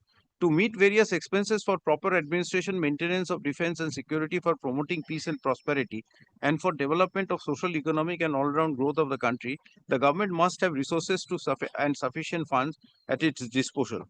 Suitable provisions have necessarily to be made for raising the revenue and for proper realization of funds to be collected to meet such expenses. Appropriate legislation, including various fiscal laws, are enacted for this purpose. Imposition of any tax by Parliament is therefore considered to be made in public interest. It may so happen that any provision of enactment imposing a particular levy may be challenged in court and may be challenged successfully, and the particular levy may, for some reason or the other, be held to be constitutionally invalid. If any particular provision of the statute imposing any tax which has been or is being collected is struck down as unconstitutional, the financial arrangement of the state may become upset, and the government, which might have already collected and even utilized the tax, may be called upon to refund taxes so collected. If such a situation arises, the economy of the state may get unbalanced and difficulties may arise for meeting the various commitments and obligations. Under such circumstances, a validating act may be passed, and it's often enacted to remove the infirmities which might have led to the invalidation of the provisions imposing the levy. Validating act for meeting such situations have necessarily to be passed with retrospective operation so that fiscal arrangement of the state and its financial commitments may not in any way be jeopardized, and the state may be relieved of the liability of refunding any tax already collected. A validating any fiscal provision with retrospective operation usually held not to be unreasonable or arbitrary. In the case of validating act, the intention of the legislature is generally made sufficiently clear in the section or in the act which is declared invalid or account of some flaw or defect which is within the competence of the parliament to rectify. Such validating acts, it may be observed, do not in fact have the effect of imposing a fresh tax with retrospective effect, and they only legalize the levy already imposed. There is an effect and substance, no imposition of any new tax for the earlier years by virtue of the retrospective operation, and retrospective operation merely validates the levy already imposed by the possibly collected. Then Lord, please come down 4 or 5 lines. There's a sentence starting with the word by the present amendment. The parliament is seeking to validate not any provision of the statute declaring invalid because of any flaw or defect, as there was none, but is seeking to validate an invalid rule which had sought to deprive the assessee of the benefit of his parliament, which the parliament had clearly bestowed on the assessee by the section. The effect of the present amendment by seeking to incorporate the previous provisions of the rule declared invalid in the section itself is to withdraw with retrospective effect the relief which had been earlier granted by the parliament insofar as the relief extended to borrowed capital employed. As a matter of policy, it may be open to the parliament to withdraw the relief granted to borrowed capital by the amendment with prospective effect consequent on any such amendment, to withdraw the retrospective effect, the benefit of relief unequivocally granted, etc. If any fiscal statute grants relief to any assessee, the assessee enjoys the benefit of that relief as the assessee is legally entitled under the statute. The withdrawal of the relief validly and unequivocally granted enjoyed by the assessee must necessarily, in the absence of proper grounds, be held to be unreasonable and arbitrary. Then Lord, please turn the page. Kindly come to the 3rd line. Sentence starting with the word, when the parliament passes an amendment validating any provision which might have been declared invalid for some defect or lacuna, the parliament seeks to enforce its intention which was already there by removing the defect or lacuna. The parliament indeed seeks to remedy the situation created as a result of the statutory provisions being declared invalid. As I have earlier observed, this is done in public interest for properly regulating the fiscal structure. So, Lord, basically, this is the reason why, Lord, the validating acts are passed, where, Lord, the fiscal structure gets disrupted by reason of any interference by the court. Here, the provisions was never struck down, but it was restricted to 3 years. That is why, Lord, all this validating act had to place. Then, Lord, the next Prithvi cotton mills, Lord, already I have relied. Katikara Chintamani, that is, Lord, 103. Please take note of para 50, 66 and 67. Para 50, 66 and 67. Lord, 50 starts at page 118. I mean,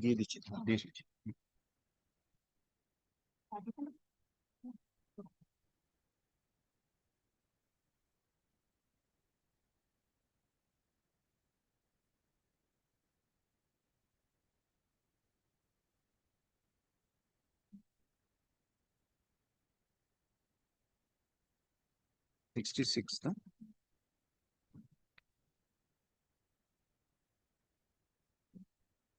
Let's take paragraph 66 straight away, page 122.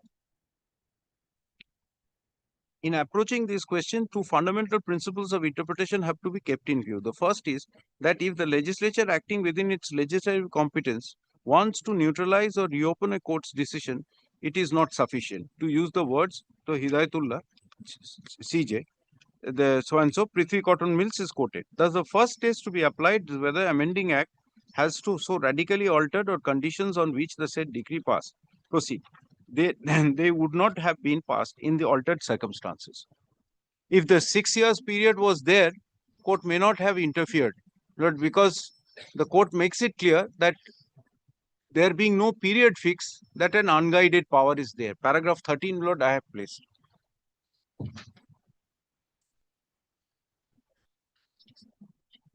'67 is also, Lord, the second principle is discussed. To recall the words of Bowen L.J., is that construing a statute, a section in a statute which is to a certain extent retrospective, we ought to nevertheless bear in mind the maxim that it is except in special cases the new law ought to be construed so as to interfere as little as possible, vested right as applicable. Whoever we reach the line at which the words of section can be plain, that is a necessary logical corollary of the general proposition that you ought not to have a larger retrospective power to a section even in an act which is to some extent intended to be retrospective, then you can plainly see the legislature made. Lord, this is Lord with regard to the retrospectivity. The retrospectivity here is only Lord removing the defect. So Lord, removing the defect is 6 years. That is what the retrospectivity is. And so far as the 180 is concerned, I have made my submission that Lord, it is from detection of the situation. And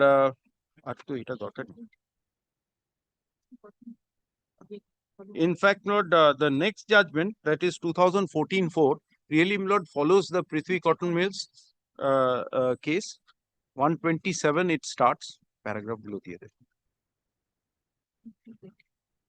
Paragraph, Lord, 23 to 25, 27 to 29 and 32.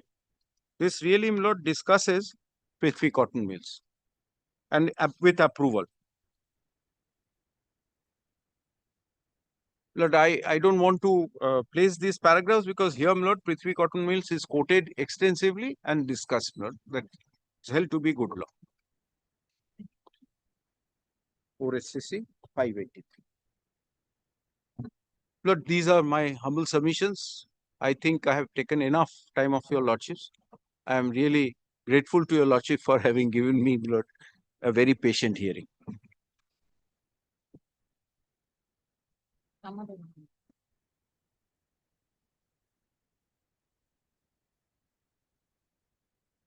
Yes, we'll start immediately. No? No, After Monday. Lord, I appear for the Kolkata Municipal Corporation, whose the respondent number. Kindly give me 1 minute.